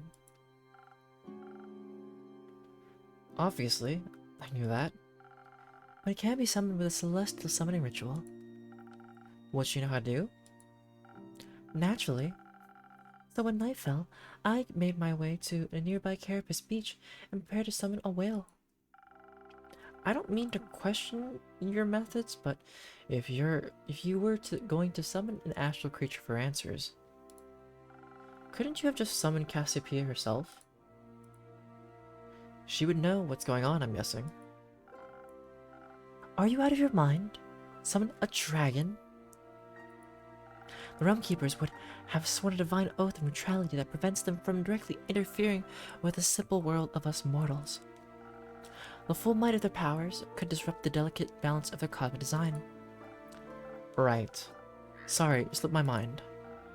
You're forgiven. Unfortunately, my ritual was not as picture perfect as I would have liked it to have been. I was not able to find any flimmering limpid shells, so I had to fall back to different ones, which meant the protective properties were a bit out of balance. I knew this meant that the whale was likely to break out of the protective bounds of my summoning circle. But sometimes risks are necessary. You could have just waited for the tides to bring in new shells. I did not have the time. Or the idea. I was prepared to defend myself. I did not need to waste time on alternative solutions. And except for the minor lack of protection, the ritual went off without a hitch. Normally, the burning of shells would have scorched my hands, but luckily, I happened to be fireproof at that very moment. How convenient. Also, let me do something with settings real quick. I think sound-wise. A little loud. When the last shell burned to a crisp, a colossal astral humpback whale appeared out of the sky in a wave of concerning darkness. Stars used to accompany them. I mean, There was one star. There was. The whale was even bigger than I had anticipated, almost as tall as the horizon tree. And in the stomach rested a giant sun, the only star of the night sky whose light had not been extinguished, nestled right in its belly. That sounds unhealthy. That sounds beautiful. No, it sounds dangerous. The creature was out of its mind the moment it fully materialized. I expected some initial hostility, but it did not even hesitate to attack me. Sounds like a very angry whale. Or a very hurt one. I admit it was a tough foe. Its bite was strong and coated in the fire of a swallowed star. It attempted to swallow me too, several times. Most of its attacks could not harm me. Damage me, of course. Thanks to your drink, it had no chance against my defenses. But it was still a massive beast, and my attacks alone were not strong enough to bring it down. And that's where Clay came in? Exactly. My mace was in its maw, and we were locked in a contest of strength. When suddenly, someone pushed it into the waves, granting me a moment to collect myself. Moments later, Clay was by my side. Together, we were able to vanquish the beast. Were you there for the whale too? No, I was collecting seashells. Seashells? Yes, for my friends. At this time of year, Kelpie Island is full of all kinds of sparkling, floating animals from the astral sea, and they love munching on seashells. Do you encounter these creatures a lot? I try to. They're very nice. Usually, at least. But when I saw Tia fighting that whale, I had to step in. It looked terrified, you know. Every time the moonlight hit her armor, it bared its teeth like it was trying to scare her off. After I pushed it out of her way, I thought I should try to calm it down. I tried communicating with it, told it to stop, but it seemed too scared to even hear me or in too much pain. In pain? Every time it moved, it seemed to wince slightly, like when you carry logs all day and then someone asks you to help rearrange the kitchen. But I didn't have enough time to figure out what was wrong. It jumped right back at Tia and Tia right back at it. I did notice Clay trying to speak with it at first, and I considered stepping back for a moment, but I could not risk anyone else getting hurt.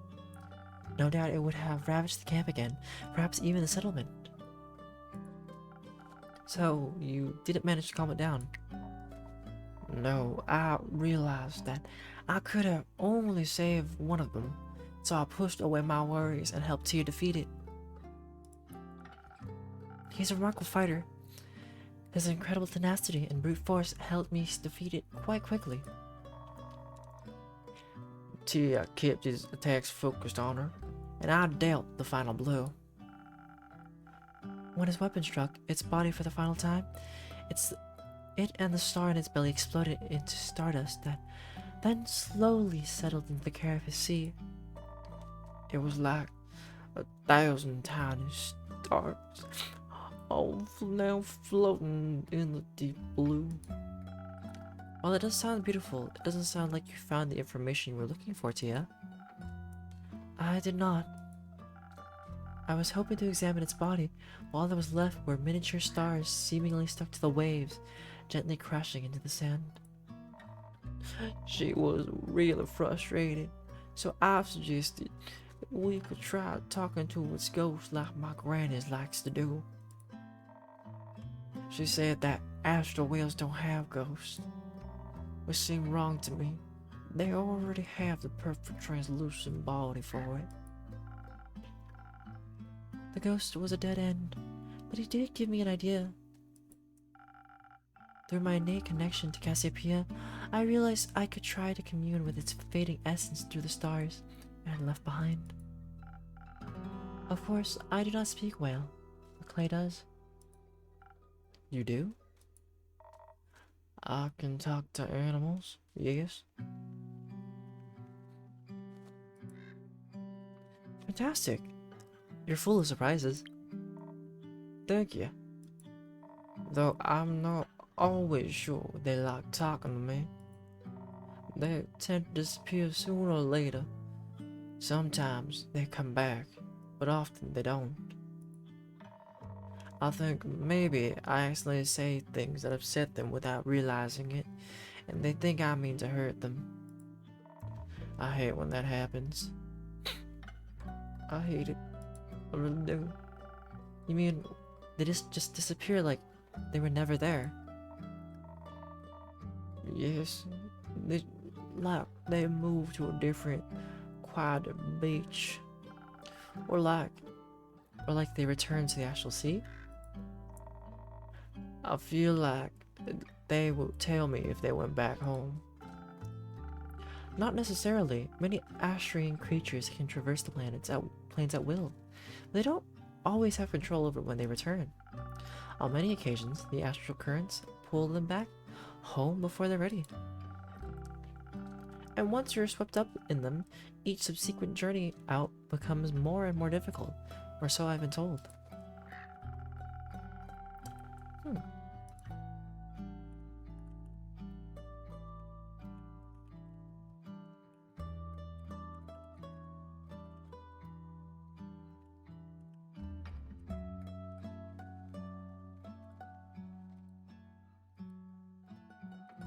Whoops, what was that line?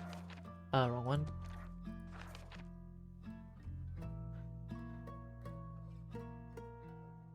I would guess your friends either went home when you weren't there, or got pulled back before they had a chance to say goodbye. So you're saying the sea swallowed them? Not quite. It just beckoned them home, through a celestial hug of sorts.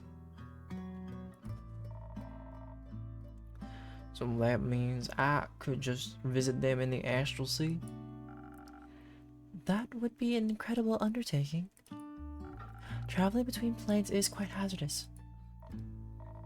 It is, but echoes are from the primordial sea, and my family has lived here for quite a while, I think. They must have gotten here somehow. Thank you for the waters, you know. Thank you for the water. Hopefully it's not out of water. That was enough water. Woohoo!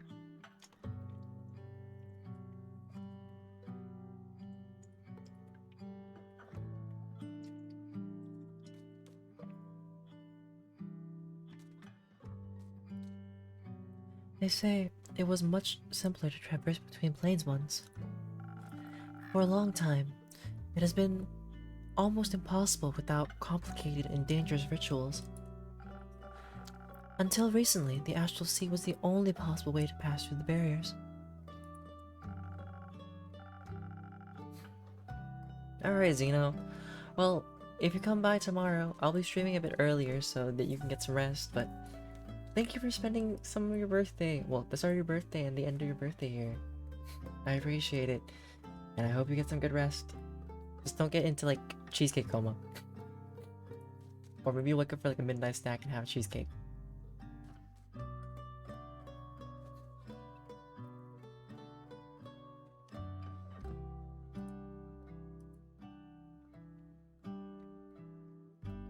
So, Melon, how's your work going along?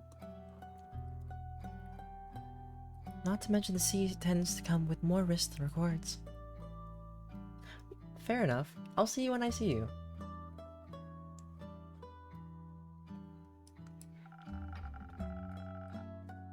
Even your Australian friends, who can choose to leave their home plane on a whim, get pulled back by the currents eventually. Imagine what would happen to you if you went in unprepared. But the Fae on Kelpie Island aren't from Gaia either. And they told me they haven't lived here for very long. Nice. What are you gonna do once you submit it? Are you gonna, like, go to bed? Rest? What's happening? Since the 5 interplanar portals opened up, interplanar travel has become a lot more accessible again. At least when it comes to the dream planes. But even the astral and primordial seas, not to mention Ur, are finally open to us again after all these years. It is a true miracle to witness in our lifetimes. So, the portals haven't always been there. I didn't know that. But who put them there then? Well, that is a very good question. Alright, Melvin. Well, if you're gonna get ready to and leave, I hope you have a good night, and I'll see you at some point. Who knows when? Oh, and maybe Melon, you might want to mark the calendar when I announce it in my Discord about birthday week stuff. And one that would blow the scope of this conversation beyond its bounds, I would think. You still have to tell me what came of your conversation with the whale's essence. You're right, we're getting off track. I've heard a second ritual, this time a much gentler one, and with Clay's cooperation in mind. Aren't you glad Clay was there to help you? Clay, aren't you happy she was there to help you? What was that first one? I will. I have like one more chapter in me after this one, and I'll call it for the night. I suppose I am. You really are. You are surprisingly competent. Perhaps one might even say I could not have done this entirely without you. If one was to be extreme about it. I think someone like you could do anything alone if you put your mind to it. But that doesn't mean you should have to. I'm always happier when doing difficult things if I have help from other people. Well said, Clay. Stellar teamwork, you two. Keep it up. Will do. When I was done with my preparations, I kneeled down in the celestial waves, Clay's warm hand in mine, and I prayed to the Lady of the Gilded Sea that she would allow us a glimpse of the slain creature's soul. Did it work? Of course it did. It felt like bathing in a river of stars, but the stars have feelings and aches and even more feelings. Its thoughts were like a song of ice and fire. It sounded so scared and cold and sad. Cold is not what I would have expected from a whale with a star in its belly. Me neither. But that's when I realized that what was wrong. Why it had looked so stickly and gray. The whale had been cursed with a potent frostbite that had frozen its body from the inside out. A very painful condition that would drive anyone to madness. If you're scared, angry, and hurt enough, you'll do a lot of things you might regret later.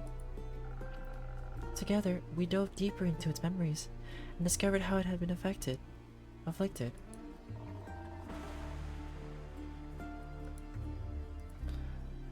It fought some sort of evil creature on two legs that kept throwing things at it. A creature on two legs? So humanoid then? We assume it turns out whales don't care much about our appearances, so its memories were blurry at best. During the fight, it swallowed some kind of stone that made its song turn black and white.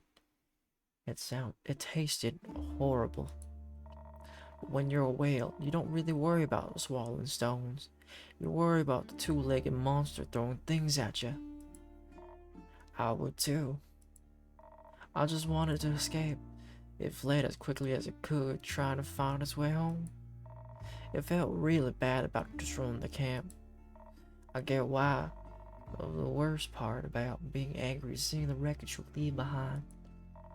Luckily, its anger subsided when it found its way back. It thought it was finally safe, but suddenly this freezing cold began. I don't mind the cold much. I'm from the Highlands, and we get a lot of snow in the winter. But the kind of cold it was felt awful, painful, and inescapable, like it was freezing from the inside out. The potent frostbite I mentioned, it seems a curse to cold instantly spread throughout its entire body. It tried to keep itself warm by feeding on solar crabs and cosmic squid, but that didn't help much.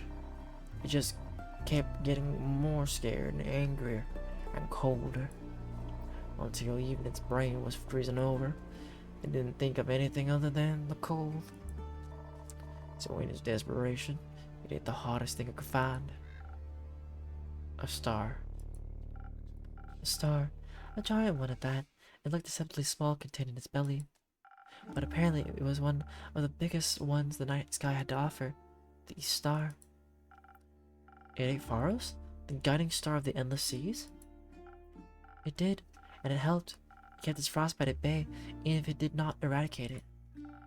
But as you can imagine, such a massive star disappearing did not have the most desirable effect on the astral sea's delicate balance of gravity. I can imagine that. The whale was very confused about what had happened. It looked like all the stars suddenly started to fall and spin out of place. They crashed into each other, causing more and more destruction with each passing moment. I didn't understand all of what happened, but it felt bad. To label it as bad would be quite the understatement. The falling stars ripped holes in Cassiopeia's wings. To think that just one hungry creature could break the entire balance of the universe. It was hurt and scared. It should have endured instead of hurting others. In the end, it did what it did. Not everyone is as strong as you are. Well, they should try to be. Now the whale's legacy is destruction. I doubt it wanted that. Maybe not. It certainly left behind a small natural wonder. It seems that even the darkest moments leave behind some light. They do. I just wish it hadn't cost a life. Sometimes that's what heroism is about. Sacrifice. Don't kid yourself. Heroism is about fun and making new friends. Hi, by the way. The whale caused the stars to fall from the sky. I wouldn't call that fun. The friends part usually comes first. I'm not particularly interested in making friends with creatures that cause so much damage. My dear, you can learn a lot from giving people some grace rather than condemning them for all eternity. Sometimes granting strangers the space to grow can change everything. The beast could have grown into a supernova. Or into the new East Star. I could not have taken such a risk. You seem that like you have some control issues. Maybe try being more like your friend here. You know how to lose, right, buddy? I think I'm pretty fun at fun parties, if that's what you mean. But sometimes when I let loose, people get hurt like that whale. So maybe Tia's right. Self-control is important. Mama, you're a bunch of mopey clowns. And you are incredibly unconcerned about the impact of letting something that dangerous live. If it can't continue causing trouble, just wait over here. Would have just made another quest out of it. But I guess you're just too young to understand the virtue of taking it easy. With age, you learn things just happen as they happen, over and over again. It sounds like you just want to avoid taking responsibility for your role in that cycle. I intend not to be part of it. I intend to actually change things. Ha! So far, you seem like a pretty stern cleric. Maybe a little too paladin for my taste. But you say so. I just hope you can live with that changes your cards, because you're gonna have to. I'm ready to take that responsibility.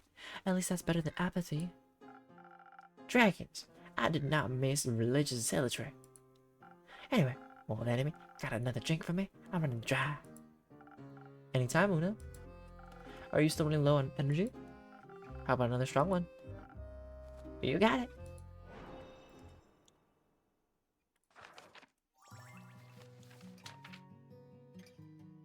Let's do something probably this time around.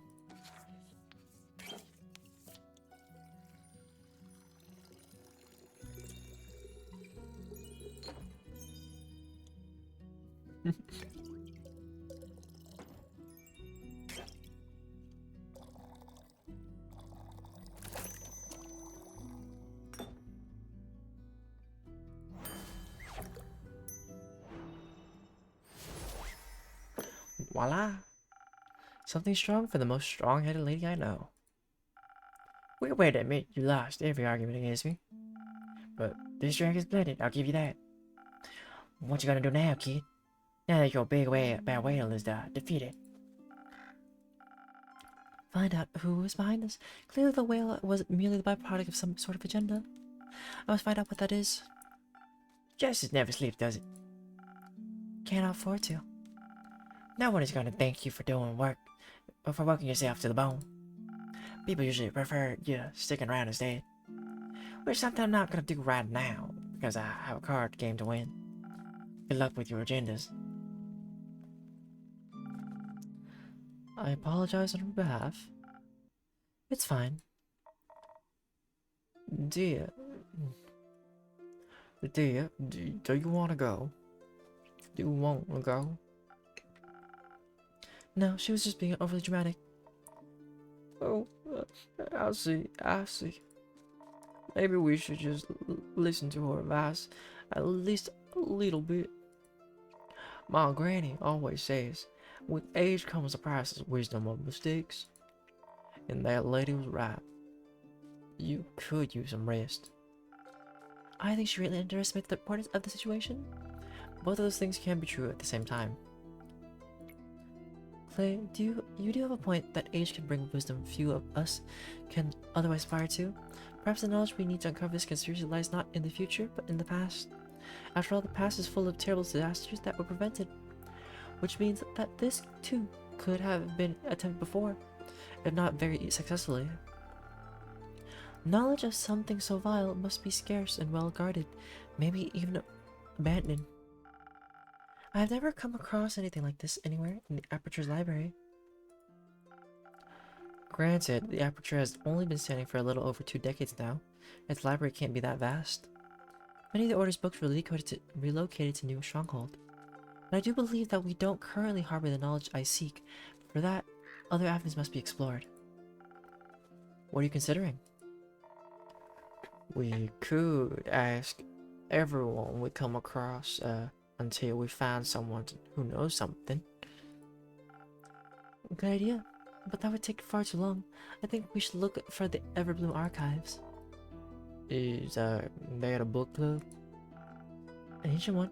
Everbloom was one of the Grade 7 Maiden archives, the guided one to be specific. Legend has it, there used to be one on each plane, even two at the plane of the dead. They were once filled with all the knowledge of the cosmos and grew in size every day thanks to their fearless archivists.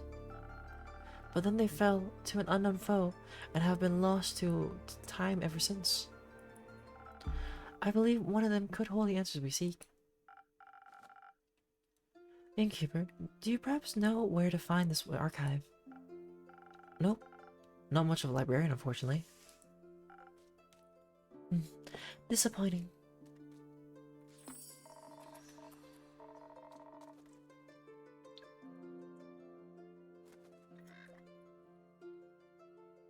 But you could keep an eye out for a rat. You could ask all the Scarlet people that pass through here. Of course, I can do that. Perhaps you can start by asking that bounty hunter once she's done gambling all her money away. You could ask her yourself. I would rather not. I'll take that terrible task off your hands then. Wonderful. You won't need more than a day to take care of all of this, right? I could do with a little more time. Nonsense. We don't have more time. I need your commitment on this, innkeeper. This is very short notice. As are disasters typically, hence the vigilance, I shall return to a fully prepared quest tomorrow morning. Okay. In the meantime, you should rest. Don't be ridiculous. I have things to do, people to help, prayers to consult. Uno's right. A good night's sleep would do you wonders for you. I could even offer you some coupons to a beautiful swamp spa. I'm not interested. If I rest now, who will this world have faith in? I shall see you tomorrow. It was always nice to see a workaholic in action. Don't worry, I'll go with her and make her some bread. Warm bread always helps me when I'm feeling sad. I think she might need some. That's very kind of you, Clay. Make sure you get some too. I couldn't resist warm bread if I tried. You want some as well? No thank you. Yes please. I can't say no to carbs. I'll bring something by tomorrow. You have any allergies? No? Thank you, Clay. Anytime. I hope you like bread rolls. Who doesn't? I'll take some of those coupons too. Wonderful. Talking through everything really helped. Thank you. I'm happy to hear that. I hope you had held on to those seashells. Catching up with some astral friends might make you feel a bit better. Actually, I was thinking I could use the shells to make some friendship bracelets for Tia, and I want to carve them into stars. I also managed to collect a bit of stardust so that I could always remember the whale. I didn't really know what to do with it at first, but on my way back I combined it with some sea glass. Initially I wanted to be a gift for Tia, but I don't think she would like it that much. But it would look very good in your tavern, innkeeper. Oh, thank you.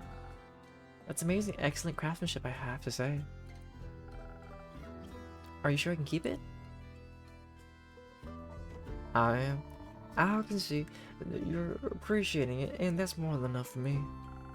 Thank you very much. It's stunning. I think that sometimes you have to make something beautiful out of the things that hurt you. Otherwise, you're left with anger that has nowhere to go. Do you like being angry? Yes, I do. Not really. No, I don't. Me neither. But we all get angry sometimes. It's not the most fun, but it's important. Never getting angry doesn't solve anything either. It just makes you smaller and smaller until people no longer see you as someone they need to think about. At least they're not scared of you. Anger doesn't make you any more of a monster than silence makes you a saint. Be a whole person, Clay, and don't be scared of who that is. I'll try, innkeeper. Thank you. I hope you found a way back to yourself too. Thank you, Clay. Me too.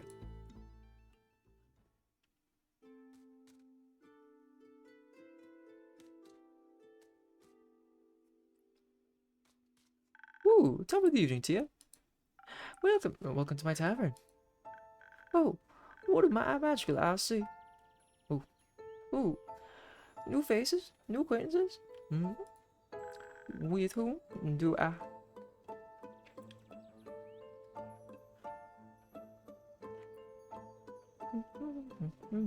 With whom do I have pleasure today? No way. Speaking skeleton? I haven't seen one of those in a long while. Ooh, well hello there. How could it rude of me to leave out introductions? My name's Scully. And so spelled as well. You can call me Una, Mr. Scully. And that one over there is my friend. Jade.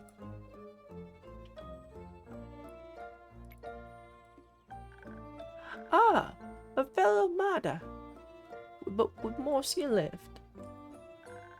Which isn't immensely difficult, I suppose. So Scully was, I believe, British-ish last time, but because we're on the southern aspect, I think Scully's gonna go for like southern oil keeper. Glad to make your acquaintance, Una, and her friend Jade. Jade, that's a beautiful necklace you have there. Scully, should you be named after gemstone? Welcome back, Inari. As far as I'm aware, my last name is referred to the bones now. Correct, but I cannot remember what my paw bones are made of. Death has left quite a lot of gaps in this head of mine. Let me have a look. Looks like alabaster to me. Hard to say without a thorough analysis, though. Are you sure? Alabaster? That does sound familiar. Like an old name, perhaps? I'm not sure, but it's worth investigating. Thank you, Jade. Still, let's stick with Scotland until we have more in detailed information. I think I should be going now. I still have work to do. What a coincidence. I happen to want to say the exact same thing. But wouldn't it be rude of us to leave that distinguished gentleman all by himself? I think one of us should definitely stay a little longer. Isn't it cool that both of you have bones made of shimmery gemstones? Ooh, that is true. I haven't seen another miner since, well, since I woke up. So, anyway, between 2 weeks and 2 centuries ago. See? It's our that's a match already. Wouldn't it be a shame if the two of you were to become friends? Huh? Anyways, see ya. That was quick. Indeed. I guess a woman her age knows what she wants.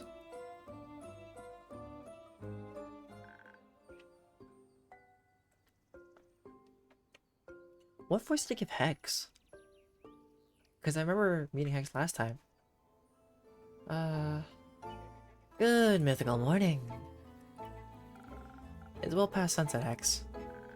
That might be true, but still. Morning somewhere, I know. You got it. But today I'm not here to talk with you about primordial magic. Today we're going to celebrate my sister. Oh.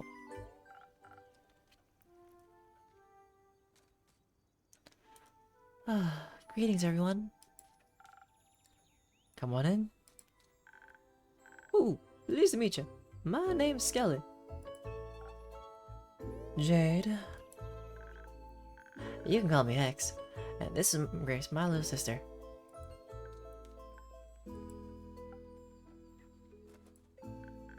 Yes, I know, she's taller than me. You can keep it to yourselves. We're here to celebrate, not to roast.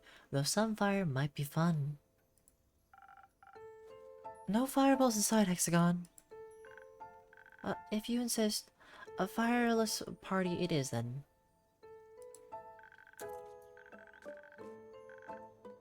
My bones are aching for a party. I haven't attended one in what feels like an eternity. What's the occasion? My wonderfully talented. Oh gosh, I'm trying to not make next. My wonderfully talented sister successfully defended her wizard doctoral thesis just today. She can now call herself an actual full-blown Silly Night Witch. It's not that special, honestly. Ooh, accent. I beg to differ. I would like to differ. That's a majorly big deal, congrats. Ooh, I must congratulate you as well. Quite an astounding achievement indeed. You're very sweet, thank you. I have to agree with everyone. You should be proud of yourself. How about a drink on the house to celebrate your graduation? Hex already told me that you're a real magical connoisseur. I would love to taste one of your creations, innkeeper. I don't know what to pick. Could you recommend something to me? Of course. How about a drink for your wits? Your brain must be tired after baiting your professors all day. That sounds lovely. My brain could use a little pick-me-up. Coming right up.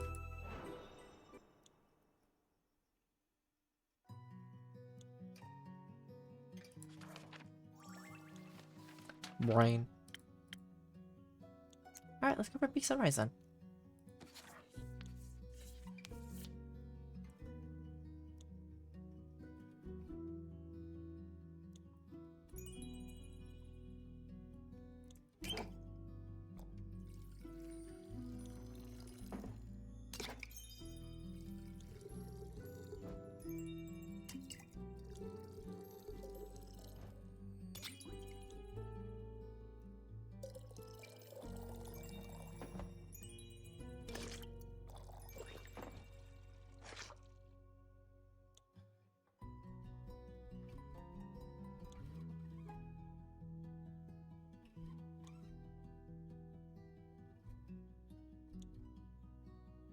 Am I missing something?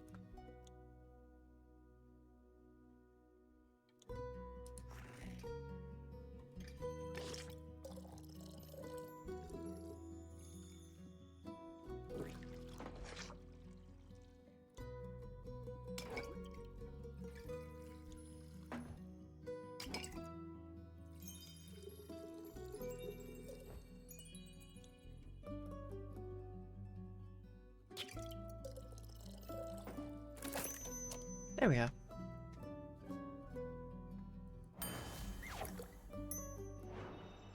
Okay. Alright, hopefully it's the drink you wanted. Oop, gotta turn my phone.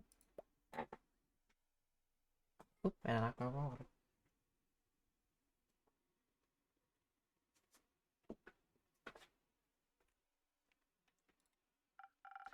My, this is delightful.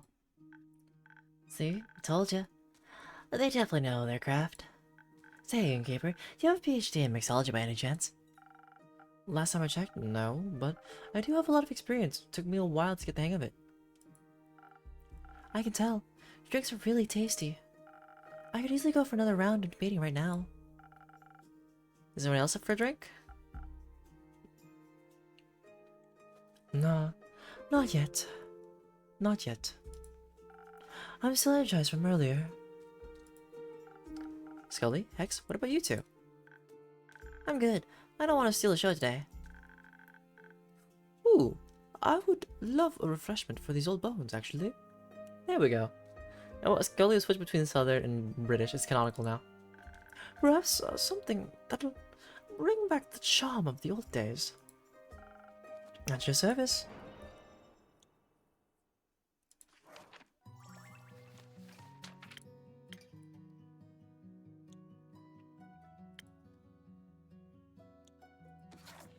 Probably Sunny Breeze, the old days kind of drink.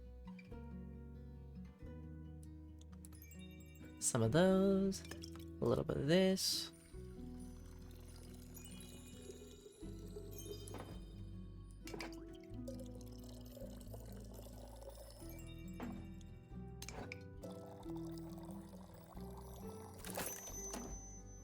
Alright, a good old Sunny Breeze.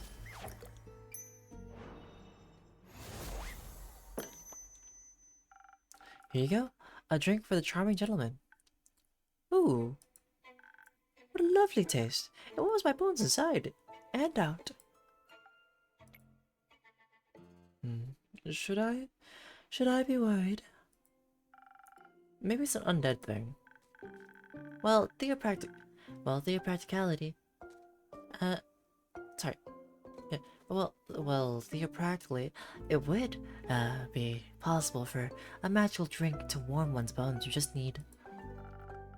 You and your wild dreams, Hexy. Maybe leave those experiences to someone with an actual laboratory for once? Ah, all the talking about studying memory and studying degrees brings back so many old memories. I also was a scholar once. I spent my life as an archivist at the Guy and Everbloom archives, to be precise. For my, well, supposedly eternal slumber. I read a lot about the old archives, but I never had the chance to talk to one.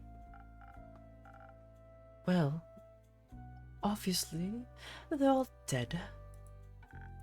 All of them? Wait, all of them? Who? Yes, the archives were destroyed ages ago. They're mostly myth now. Ooh, that's quite sad. A lot of knowledge must have gotten lost with them. I guess so.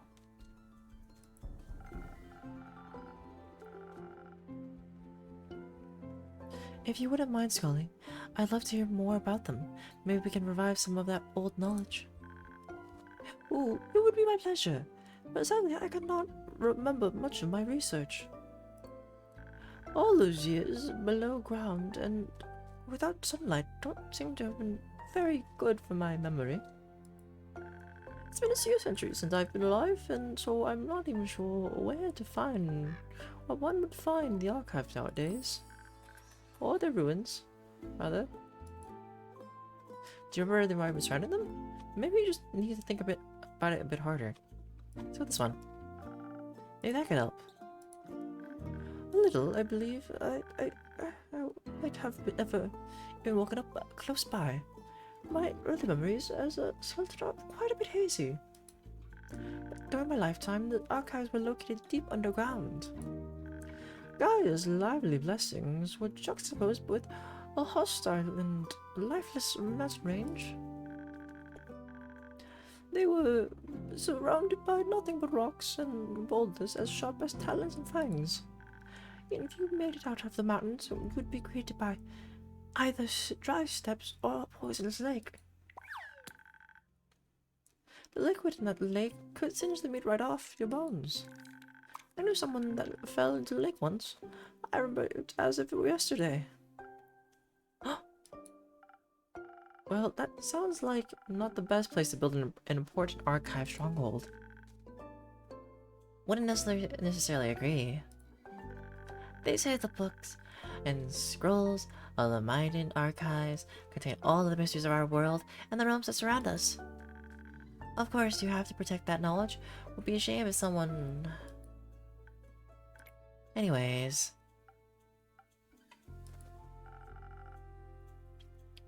I think I know the place Scully's talking about.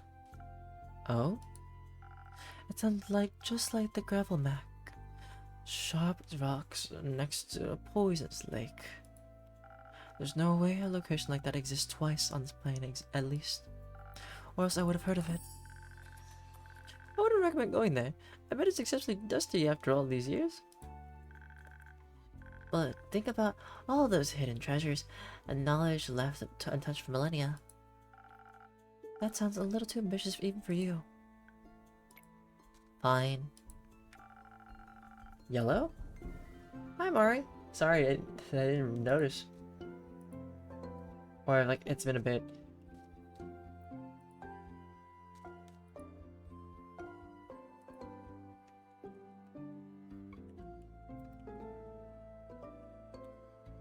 I'm sorry.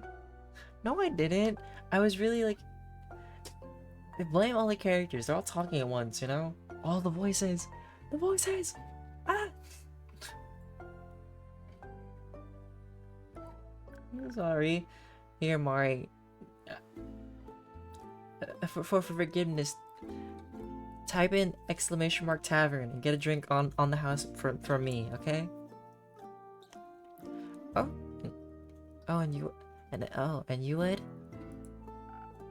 Who can say?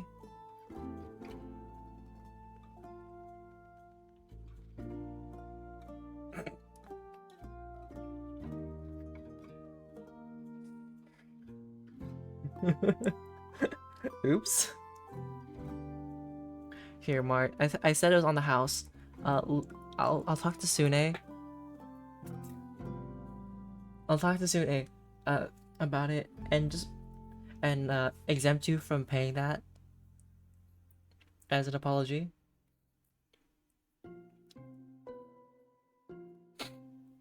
I like how everybody else got different options and then you get that the worst option possible, probably.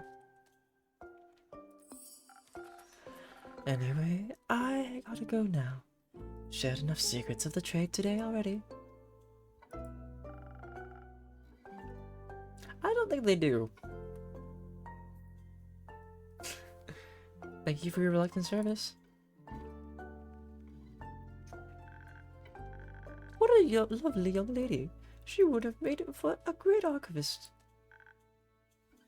And a grumpy one. I'm sure she just had a long day. I honestly am very tired. I'm absolutely sure of that. But you should be proud of yourself nonetheless.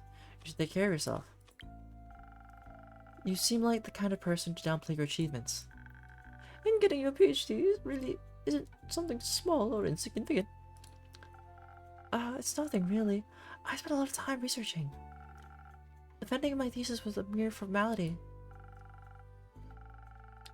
Scully's and my point still stands, and I'm sure your brother would agree with us. Absolutely. You're all very kind. I really appreciate it. How about we call it a day? It's already getting late. A splendid idea, as I would expect from a witch like you. But Mari, how are you? Seems fair. Hope you get to enjoy the rest of your evening, innkeeper. I will, theoretically.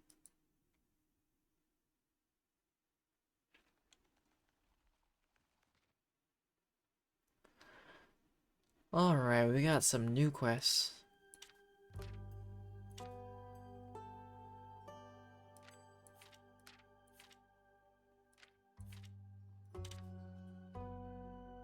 I'm alright.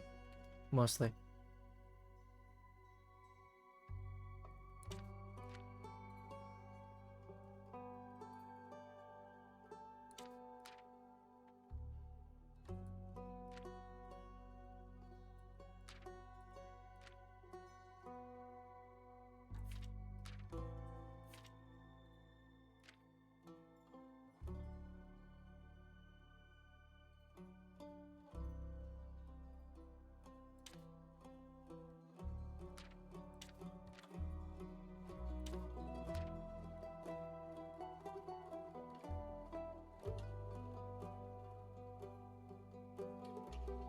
I'm trying to figure out this one.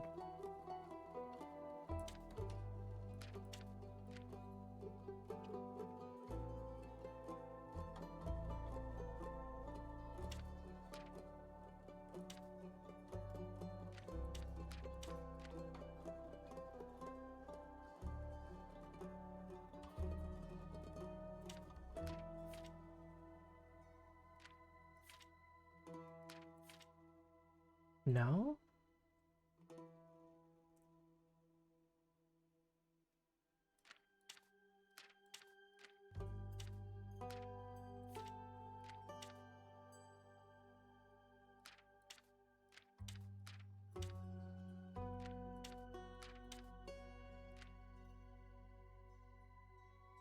Hmm.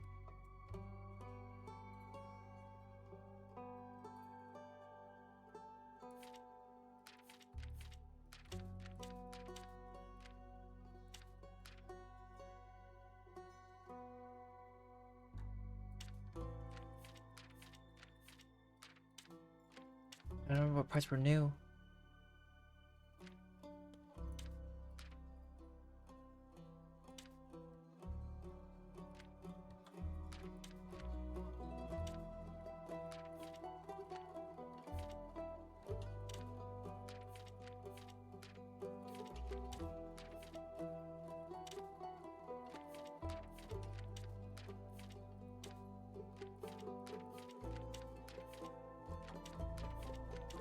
I'm brute forcing this one. Maybe we have all of it?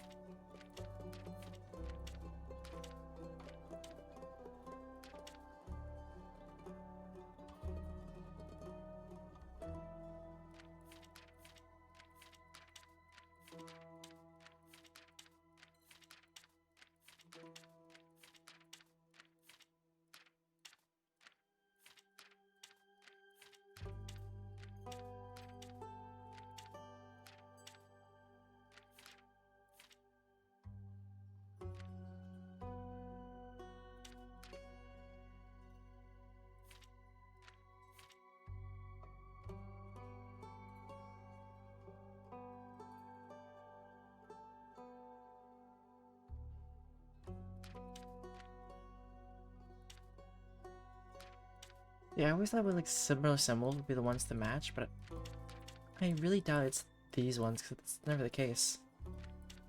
Yeah. Hmm.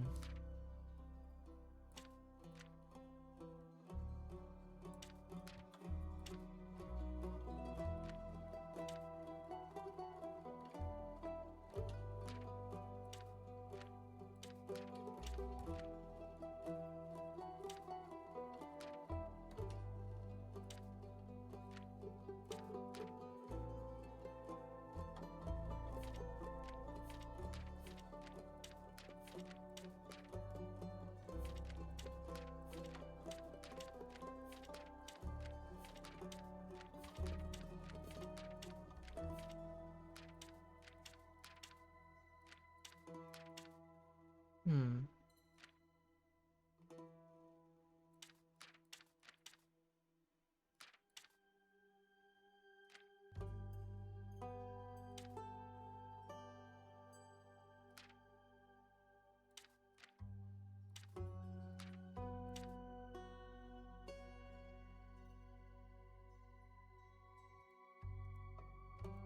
Can't seem to figure this one out.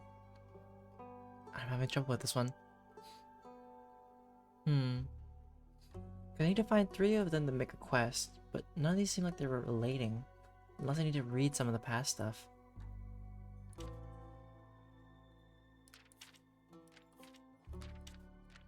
It's not the undead snails. Which one could it be? Definitely not this one.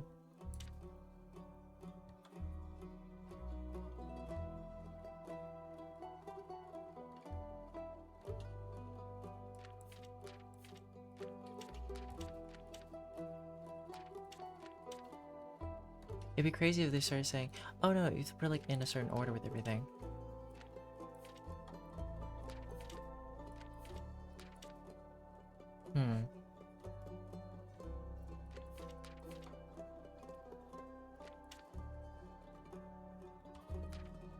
I feel like a hidden page somewhere.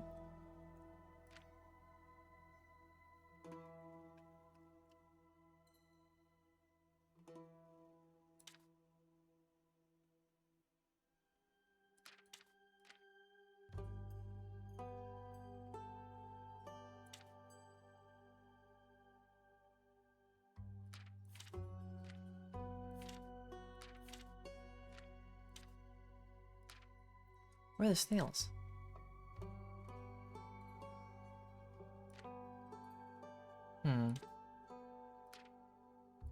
What could it be?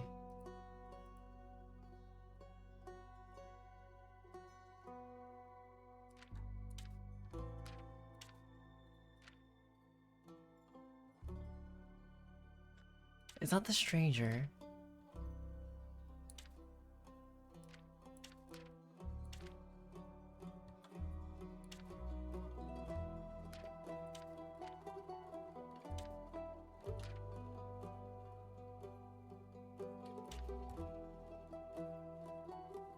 That's budget discussions. What could it be?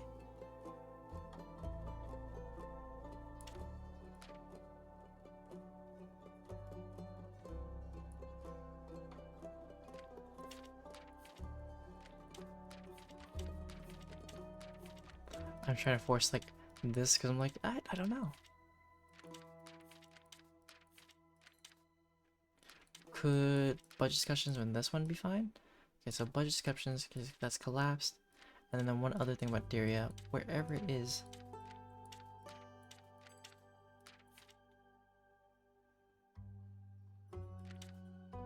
I'm not sure. I don't know what else in chat has played this, so... But if there is anybody in chat, any advice that this could be? I know there's a hint button right there, but I don't want to use it.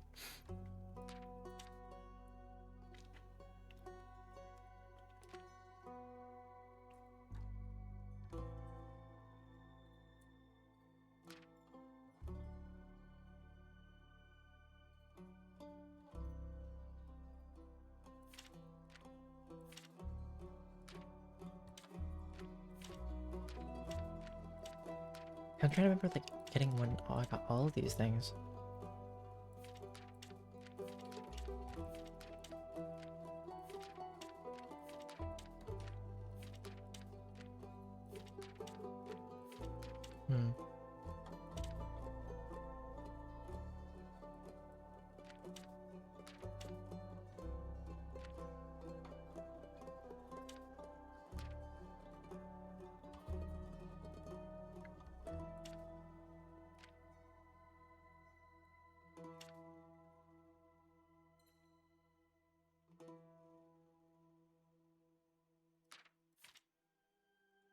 Oh, hi, Puma.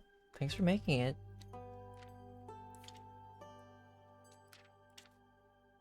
How have you been?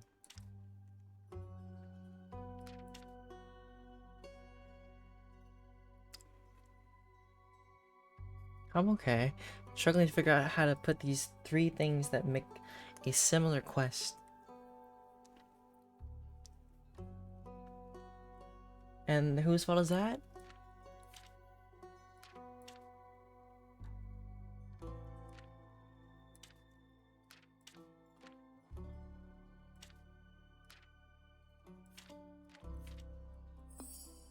Oh, I literally put those together. I guess I just had to click on the arrow and it was like, oh my god. Lost Might and Everbloom archives are said to offer infinite knowledge to anyone who, with unanswered questions. Its ruins lie deep within the Gravel Mac, a dangerous lifeless mountain range that even seasoned adventurers try to avoid. If that wasn't enough, the mountains are also said to be haunted by nightmarish, bleak stalkers. Let's just hope they don't find abandoned archives this cozy and inviting. Well, I'm glad. Glad that you had like some worth it things. So then, what are you gonna do now since, you know, you're finally home and your arms are all limp? There you go, undo, have some food. Sweep, sweep, sweep.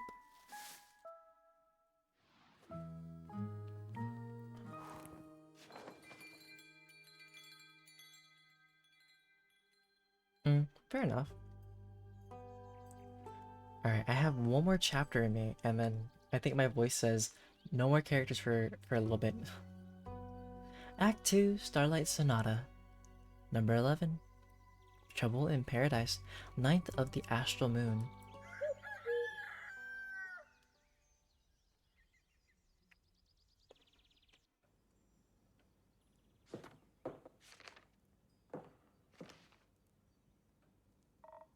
Good morning.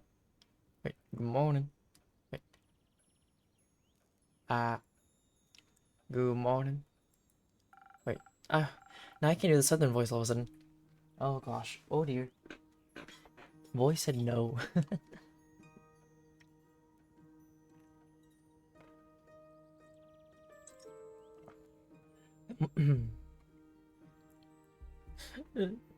Good morning.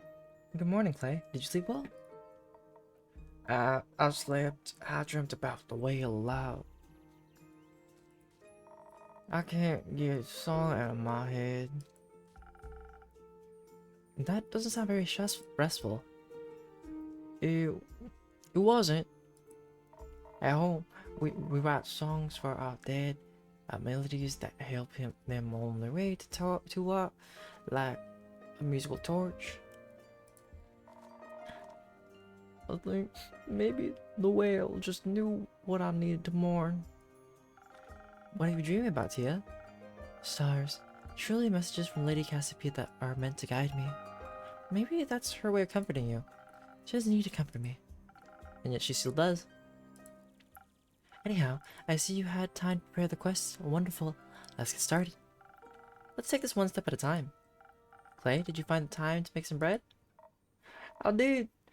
Decided on potato bread. I made your own loaf. You can share it with your guests.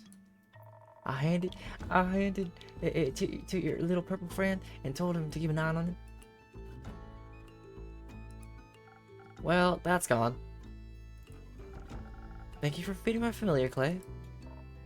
Of course, of course. Did you enjoy the bread yesterday? Very much. Oh, I think we needed it. We both couldn't sleep, so we had some bread and just talked. I admit it was a very pleasant way to wind down. What did you talk about? Parrots, I hope? Not quite. Many things. Like, I thought it'd be fun to make our niece one of the little dolls my granny taught me to make. The ones with the flowers dressed in mini axes. I don't have any siblings or cousins, but Tia said she's gonna make little star lamps for my parents' garden. That's so. He offered to cook for my family. And I can't offer to cook for his. My cooking skills are unimportant to my destiny. But I thought if I were to visit, it would be appropriate to bring some sort of thank you gift. And who wouldn't want some stars in their garden, especially now? That sounds lovely. Have you ever visited the Highlands before? No, not thus far. Though I have always wanted to. Our snow dragon building competitions are famous. Oh? I kind of thought that's the route you were kind of ending up with.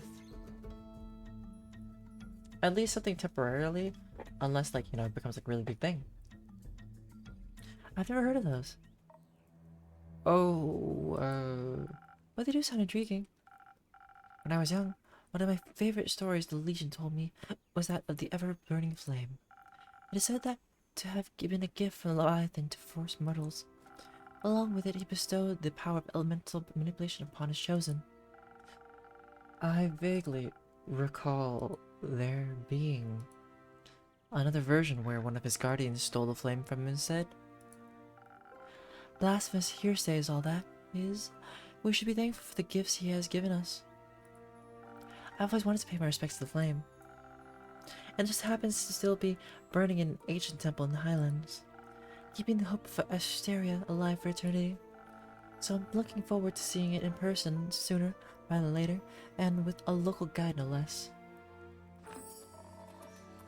I've never visited it before either, but I once went to the Autumn Glow Festival in Varika. You can see the temple from there. The Autumn Glow Festival? What's that about? I'm sure he can tell you all about it another time. Please, let's get back to the quest. You're right, let's continue. I have one more question. Fine. One more. What's your favorite color? What's your favorite food? What's your favorite animal? Why? I'm curious. I'm not sure. I've never been asked that before. You don't know what your favorite animal is? No. Do dragons count? I'm not sure if you want to call a dragon an animal. You're right. That would be blasphemous. It would also be correct, and funny, but their egos wouldn't take it. Tia, I have to figure out what your favorite animal is. Why? Doesn't matter. Of course it does. Getting to know yourself is one of the most wonderful experiences in the universe. I know myself. And yet you don't know what your favorite animal is. But don't worry, we'll figure it out together. Doesn't that sound fun to you? It doesn't. But, thank you. Of course. Now, the quest. Of course. Should I add a quest about finding out what your favorite animal is? Yes. No. Don't worry, Innkeeper. I'll put one together myself. Thank you, Clay. So, I'm assuming you're going together. Unfortunately, I was going to go alone, but Clay insisted on coming along. Why is that unfortunate? It's a very dangerous quest, and he's not practiced in the ways of a divine warrior. Could you imagine if he tried to befriend some bleak stalkers? That'd make for a fun story, I think. But if you really want to do this alone, you could just go by yourself. Who will make her fresh bread then? Exactly. That makes sense. Plus, I need to meet those bleak stalkers. I've never seen any before, and I can't wait to find out what they like to eat. They like to eat you. Only if they're hungry. Could you at least try to be reasonable? I am. Local creatures can be very helpful. I know they can be dangerous too. Of course, it's important to have your guard up so you can defend yourself if they're scared. Generally, if you approach anything non-violently, they'll like it more. Maybe the innkeeper can give us some extra charisma too, so we can convince them to help us out. I could offer you some honey flowers as well. They can be very inspiring, even to bleak stalkers. I think so, at least. I've never tested that one out, actually. We could test it out for you. Nonsense. We need to head into this knowing we'll have to fight our way through. The name Bleak Stalker doesn't exactly inspire confidence in their hospitality. Not to mention there could very well be many more dangerous monsters roaming the abandoned Everbloom. We need to refresh our strength and hope that our mortal weapons will be enough to damage them. If that's of concern, I could offer you some citron. It's infused with divine properties that'll bless your weapon strikes. With a little help from dragons, no creature should be able to withstand you, no matter how bleak. Citron can only be found deep within the Forbidden Valley. How would you even have access to that? Oh, you know. No, I don't. Anyway, I think both your strategies could work. Strength and citron will let you fight your way through any danger in no time, but the right mix of defense, charisma, and honey flowers might offer a more unconventional solution. Can you help us decide? I don't want to argue. Sure. We all know what option I'm gonna pick. I'm gonna pick the charisma route.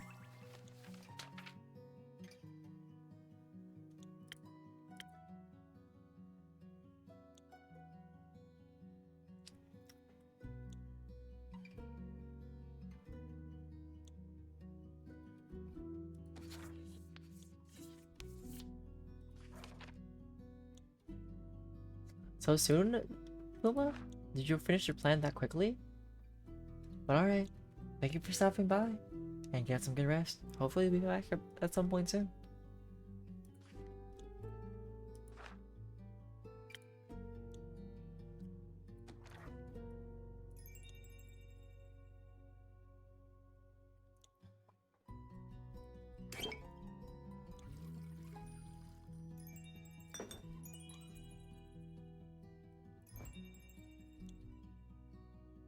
Oh, that was quick. I really thought it was gonna take me longer for some reason. Well, good that's like done. And whose fault is that?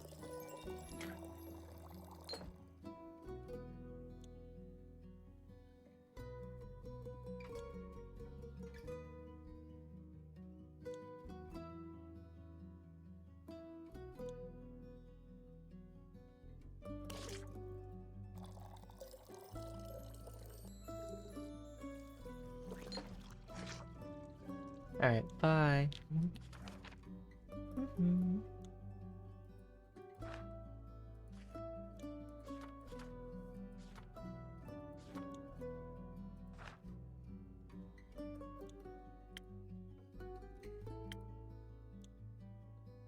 Oh, because I didn't make the right drink. Right.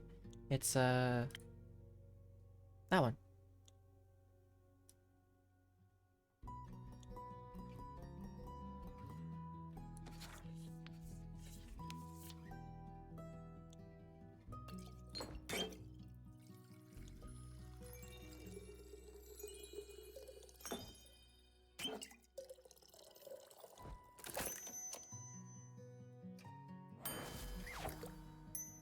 And here's the drink. I would love to hear the story about you befriending those bleak stalkers, or at the very least how their teeth were no match against your armor, or your pecs. And the new approach couldn't hurt. Exactly. I would lock less dead creatures down. Fine. I trust your judgment, Innkeeper. Good. You should. Thank you for all your help, Innkeeper, but we should get going now. Indeed. Wait, why are you in such a hurry? Yesterday, I met a Fable at the farmer's market, and they helped me pick out the ripe potatoes. And they invited me to their barbecue on the 31st of Cassiopeia, so we need to make it back in town for that. You can always leave early if it takes too long. And what about you? What about me? You're also coming. I have to work. You also have to eat. Saving the world is bound to make you hungry. She's right, that's a waste of time. Saving the world's bound to make you hungry. And you might even have fun. Who knows? I will consider it. Let's hurry then. Let's. Who'd you get, Nari? The character you were wanting on your alternate account?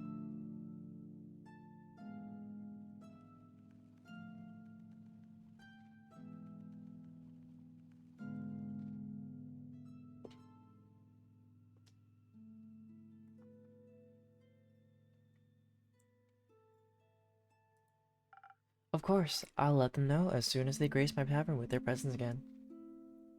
Ooh, nice. Oh yeah, Grace should know too. I think she's bringing her famous fortune nuggets. I'll tell her as well. I wish you a successful quest. It shall be so. See you soon.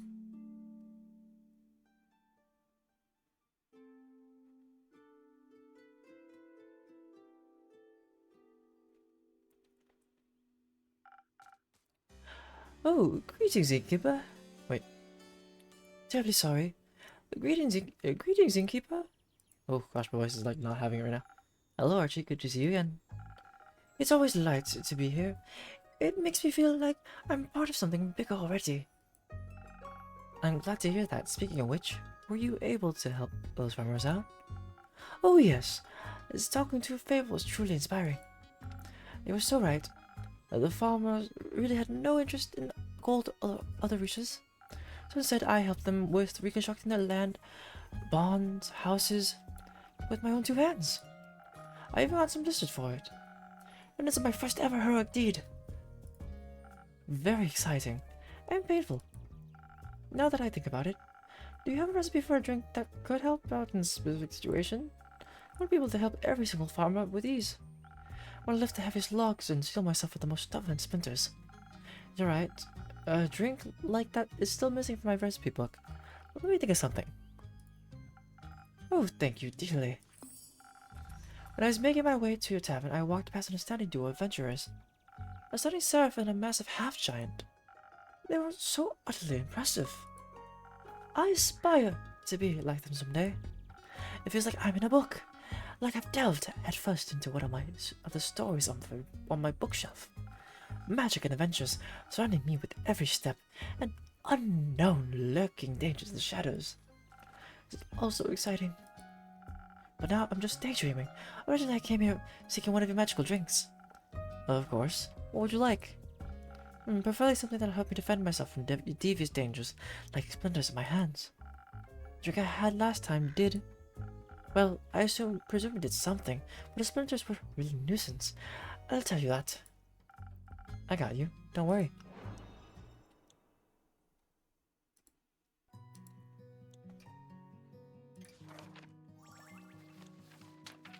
Oh, that's a new drink. It's called a Steel Tonic.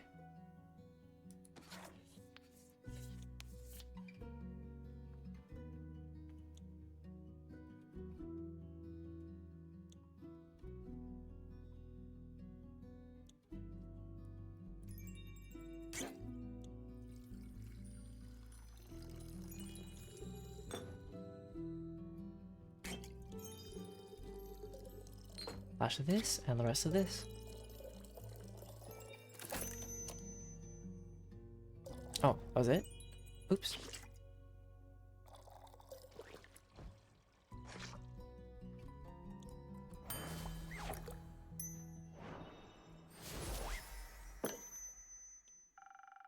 Protection against your arch nemesis splinters. Here you go. Huh, I can already feel my skin getting tougher. Helping people grow callous is my secret party trick.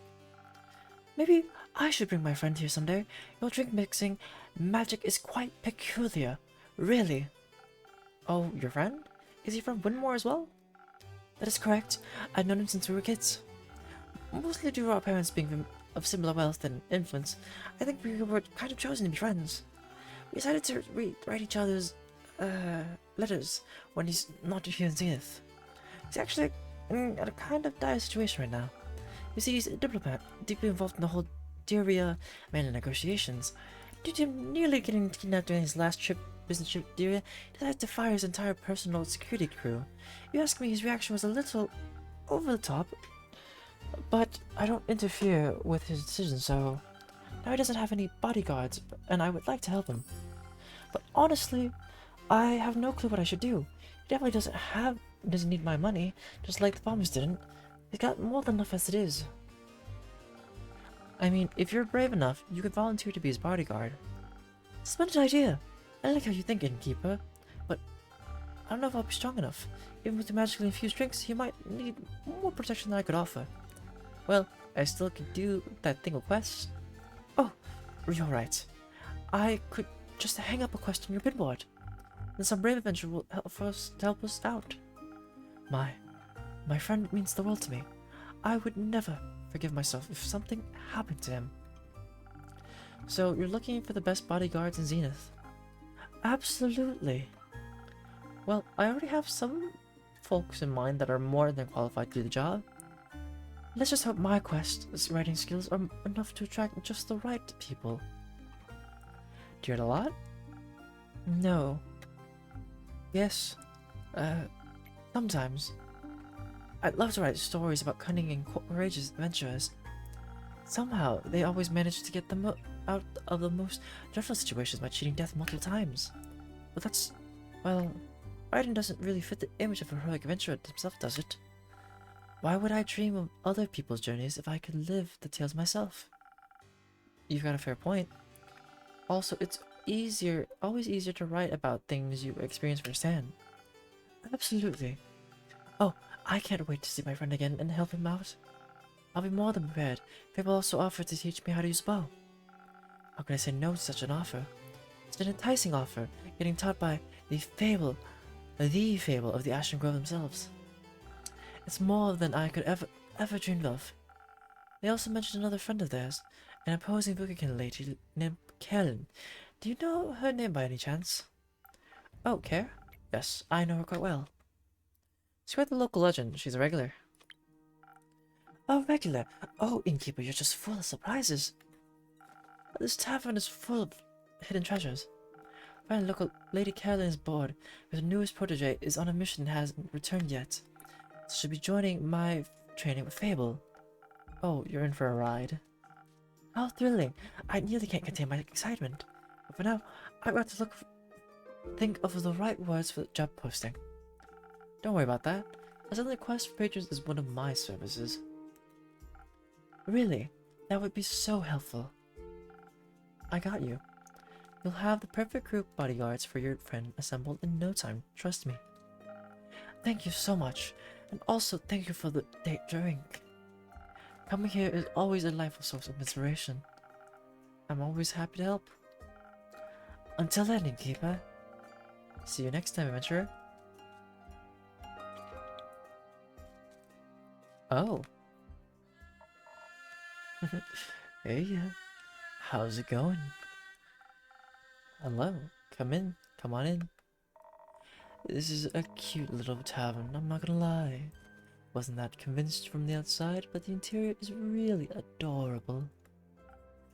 I'm glad. Are you accustomed to more opulent exteriors? Well, sure, but I do enjoy the cozy feeling of a simple tavern. You know it's good being away from the hustle and bustle of the big city sometimes. I get that.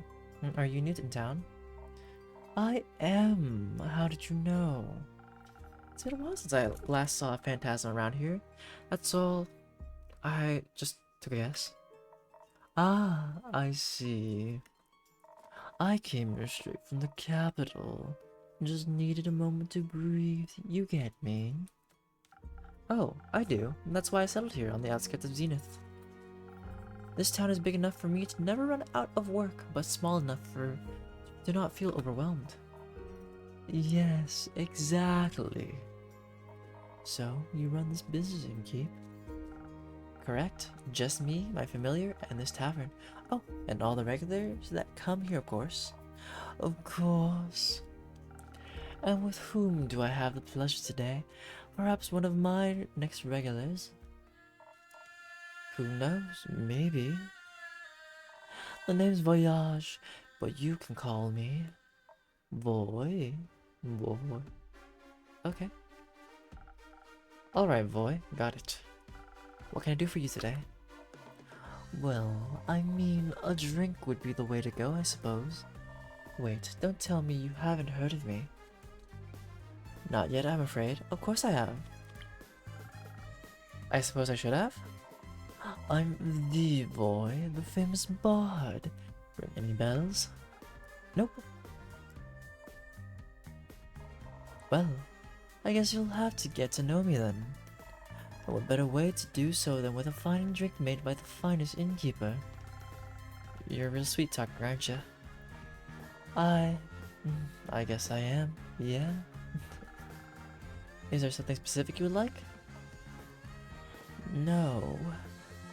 Surprise you with something that'll make me even more irresistible, like a real Prince Charming. Alright.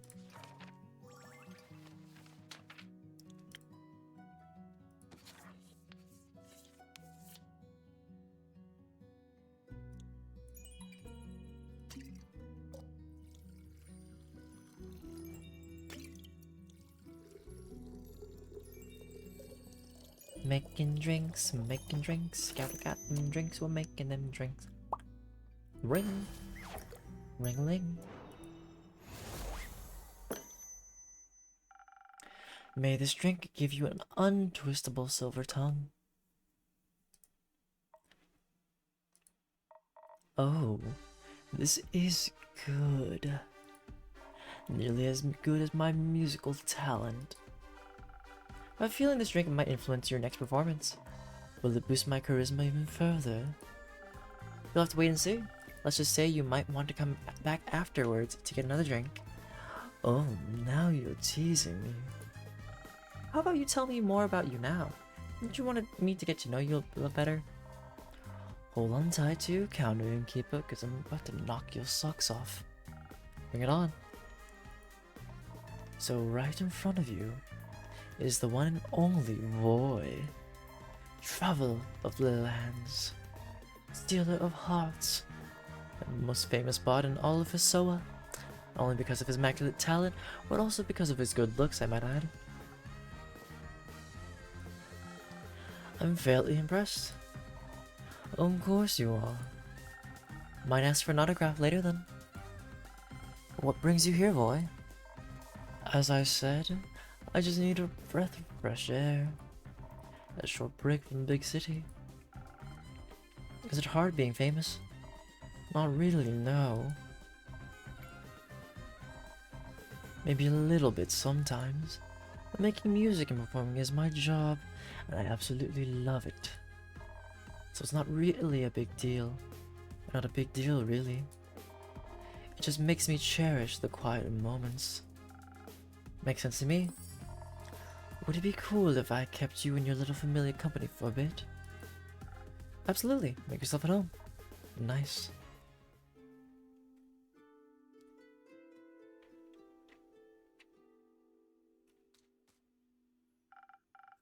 Hello there, traveler. Hello there, traveler. What can I get you?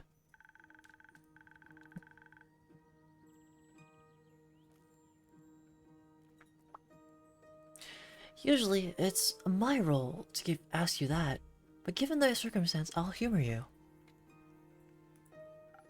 Well, this is my tavern, and it has come a long way. Love the color of the walls. New coat? It's been a good few years since my last renovation, but yes, I thought it was time to accept some change into my life. Thought so? Well, what is life if not the constant changing of the self? How I missed your endless wisdom, Quincy. I can only imagine, innkeeper. You look like you might be in need of refreshment. How about a drink? Yeah, long journey surprised me with something as charismatic as your little establishment. You want charisma? Let's give you a simple drink. 1,000 wins.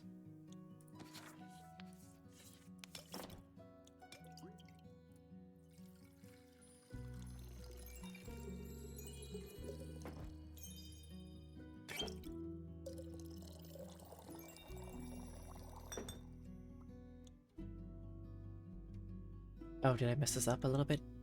Oops. Right, it's one of the fancier drinks.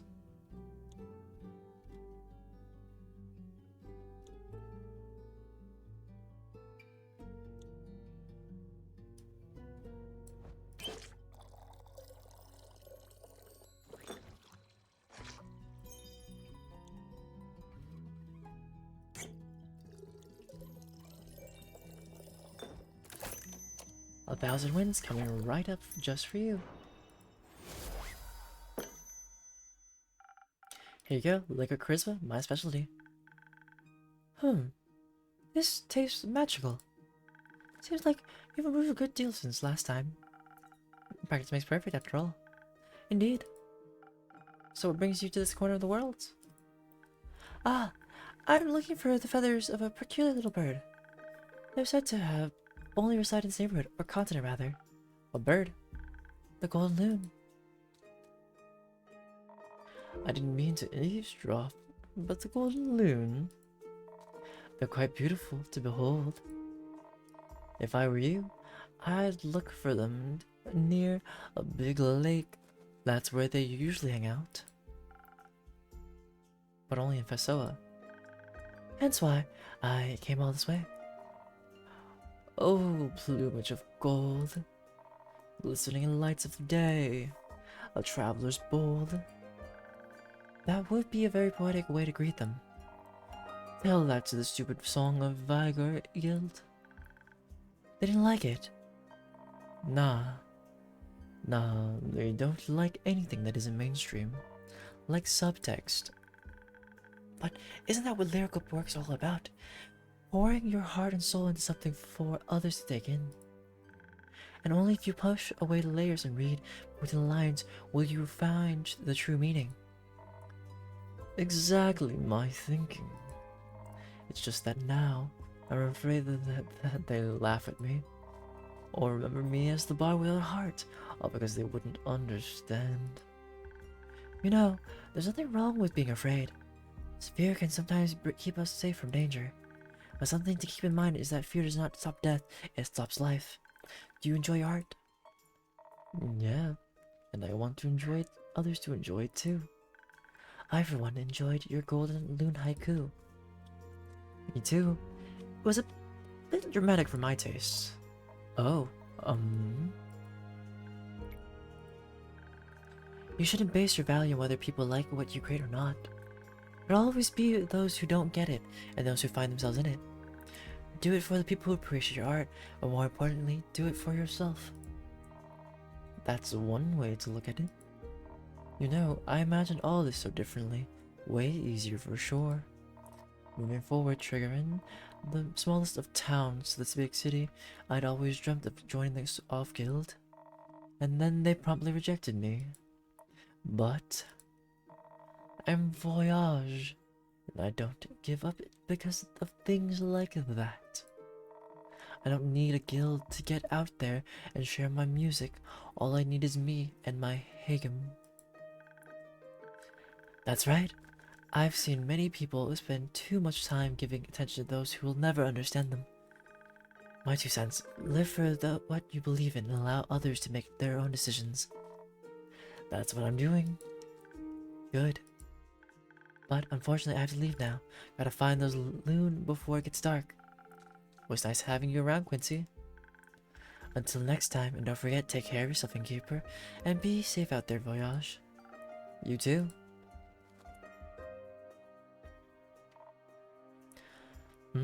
Nice guy.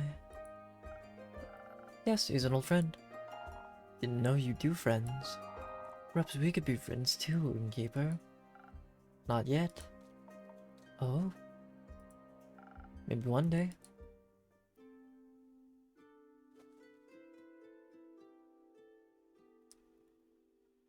Oh. Welcome back. Quick, Innkeeper. Give me your strongest drink. This is an emergency. What happened? It's absolutely urgent. Relations are on the line. Not lives? Listen, Innkeep. I'll tell you the story, don't worry. But you gotta be a little patient because Baya really needs a drink first. Yes, please. What do you need? Same as last time? Oh, that was really delicious. I'd love to taste it again, please. Got it. I'll give you something that'll make you feel as sturdy as a tree bark again.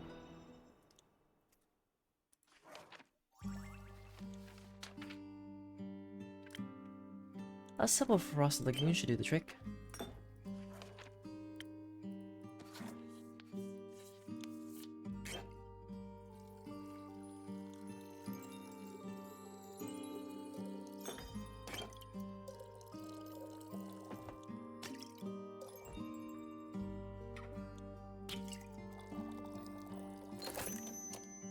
Ding! A lovely frosted lagoon. There you go, my strongest drink to the rescue. Thank you. This is good. Oh, thank the dragons. That pause made me so nervous. I really thought they would mess it up. Thanks for having so much faith in me, Uma. You're welcome. But Baya, are you feeling better now? Yes, at least a little bit. That's good to hear. Please fill me in on the situation now. I've never seen you this upset, Baya. And you have to endure the Bloomtide Festival every year. You're right. So, I have this group of friends. They're girlfriends.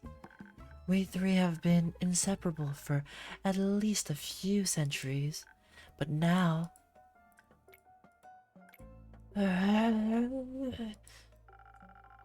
Very sensitive to ask. Emotional, vulnerable, and sweet girl, what's troubling her, Innkeeper? I'm sorry, I didn't mean to be rude. It's okay. How about I tell them what's going on, Baya? So you don't have to train yourself.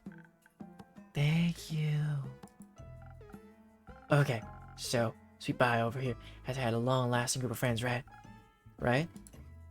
They're a trio, inseparable for at least a few hundred years. And they're a noble trio, might I add. The Swamp Monster, the Banshee, and the Mary Morgan. Ah, yes, the Mary Morgan. A powerful spirit that is known to draw all men. I've heard she doesn't really differentiate between genders, though. Yeah, that's right. Anyways, the Mary Morgan and the Banshee are a couple. So I figured. Have been for a while. I've recalled them coming by once or twice. But right now, how should I put it? They're in a domestic dispute.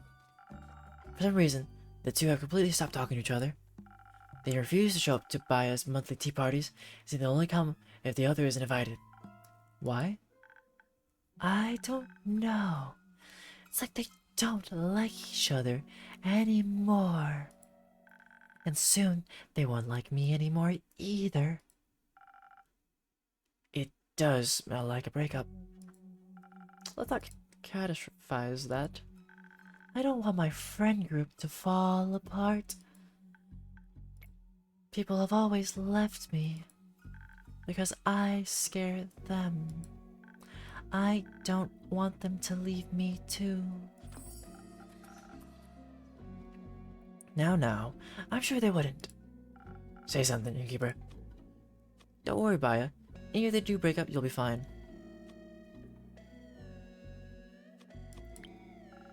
You'll find new friends, I'm sure of it. Now that's reassuring. I'm just trying to be realistic. Ugh, don't listen to them. But what if they are right? What if they do break up? What if they really leave me?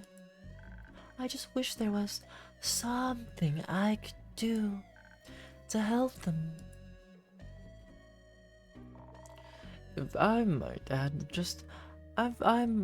might just add my 2 cents really quick. Hi, I'm Voy. That's short for voyage. Voyage. You might have heard of me before. I'm pretty famous. No. Doesn't really ring a bell, sorry. Anyway.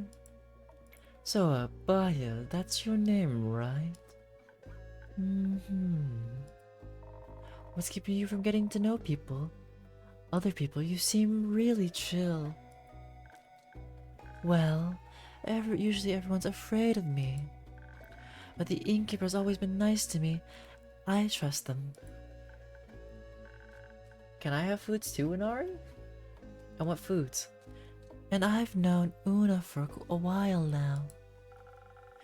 Didn't she pick endangered flowers from your backyard last time you met? Yes. The bouquet was really cute. I know, right? You know, you meet a lot of people when you travel across the lands looking for potential clients of work. Oh, okay. And honestly, I've seen stranger creatures than her in my years of an adventurer. Baya's also really cute under all that mossy kelp. Oh, shush. I mean, you might look a little terrifying, that's true. But maybe you just have to figure out how to get through to people. I'm sure they'd want to be your friends. I don't know about that. Usually they try to burn me. Luckily, I don't scare easily. Ooh, what a nice metaphor. Oh, okay, Inari. Well, thank you for stopping by. And I'll see you at some point in time. Might have to use that in a new song if you don't mind. People hurt you over and over again just because they're afraid. Ex is leaving you, but you always manage to get them over them. It's not a metaphor. Once every few moons, people surround me with torches and pitchforks. Oh. Oh, well, that's unfortunate. You don't say, kid. But honestly, I know how you feel. Sometimes facing people is terrifying when you feel so different. But there's always something to love about everyone, like my handsome smile or enchanting voice. Maybe people would enjoy my spa. You run a spa? That's fantastic. Yes. You should come visit sometime, Voy. That's short for voyage. Just Voy is fine. Do you want to come too, Una? I'd love to, yes. There's nothing more soothing for old bones than a nice swan bath. Do you get a lot? Do you get a lot of customers? No. None. Maybe I could change that. Let me advertise your spa at my next performance. I would love that. Thank you. No worries, Baya. But let's get back to your girlfriends. Inkeep, don't you know someone that could help them out? The situation's kind of tricky. They might need a mediator. I can absolutely hang a request for you if you want. That would be great. Thank you so much. Of course, making my patrons happy is part of my job. Now who's the sweet talker, huh? But now I have to wait, right? Yes, unfortunately. How about you show us around your spa in the meantime? It would be my pleasure. And once we're back, there will be a solution for your two friends. No pressure. There's a millennium-long relationship on the line, remember that? Absolutely no pressure. I'll see what I can do. Thank you. See you then, Inkeep.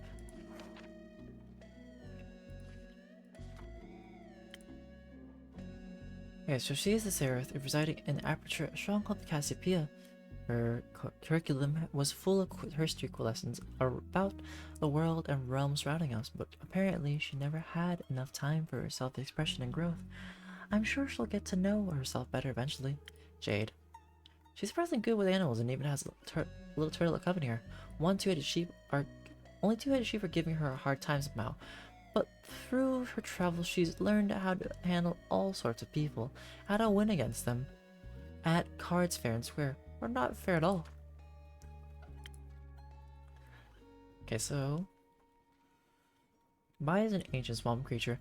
I've known for a long time she's a very sweet soul, but other people tend to find her terrifying, even attacking her. They love spiders and open a swamp. Yep. Maya is a bit shy due to some bad experience with other people. That led to her having having only a small group of friends. Now that they're fighting, she's afraid of ending up alone again. Working through her fears, she invited my customers to her spa. I met her mud master out of this world. Giant Earth Echo 31, him, barbarian, highlands, good strength. He's a sweet and gentle half-giant. He loves animals and communicate with them. A skill no one should underestimate. He believes in the good in people and is exceptionally empathetic. On the other hand, he's also a very strong and remarkable fighter.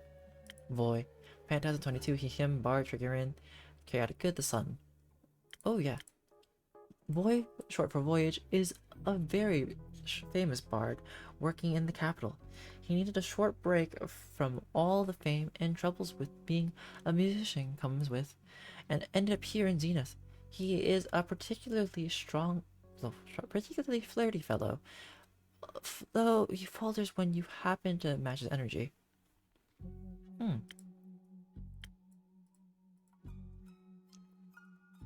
Okay, Grace Hex, half elf, 42, she, her, wizard, zenith, natural good, the Hierophant. Grace is a sleek knight witch who just successfully defended her wizard's PhD thesis. She's calm and gentle, seems to be a bit tired of her brother's chaotic experiments, her older brother's experiments. Even though he is shorter than her and looks younger, Grace is actually the younger sibling. Before his death, he was an archivist in the Everbloom archives. He cared for and archived all kinds of knowledge and history for this world. Might have surnames matching the gemstone their bones are made of. He remembers the word alabaster. Considering the color of his skeleton, it would certainly be a match. Yeah, see ya. Oh, I can't wait to feel how smooth my skin is after a mud mask. You think I can take my crochet hook with me?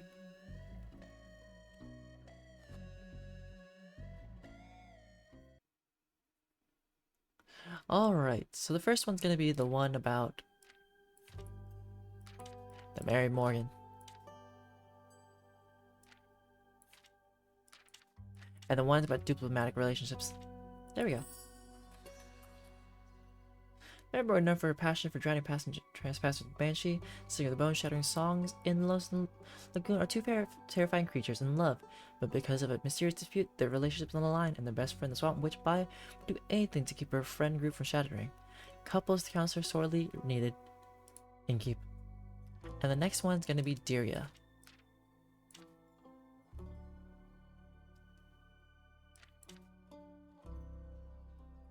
Legends or clerics say that the first flame, Leviathan, nope.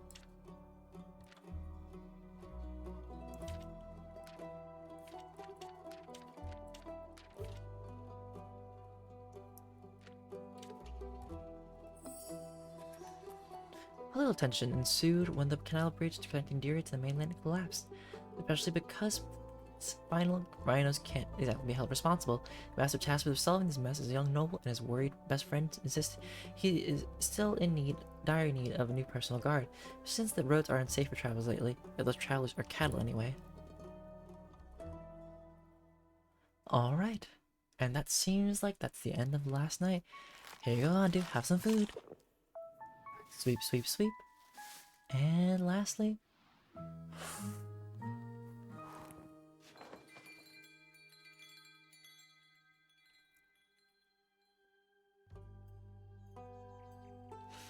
but that is it for tonight. My voice is now dying, and I think 3 chapters is like my maximum. So let's save this over right here. Yep. But yeah.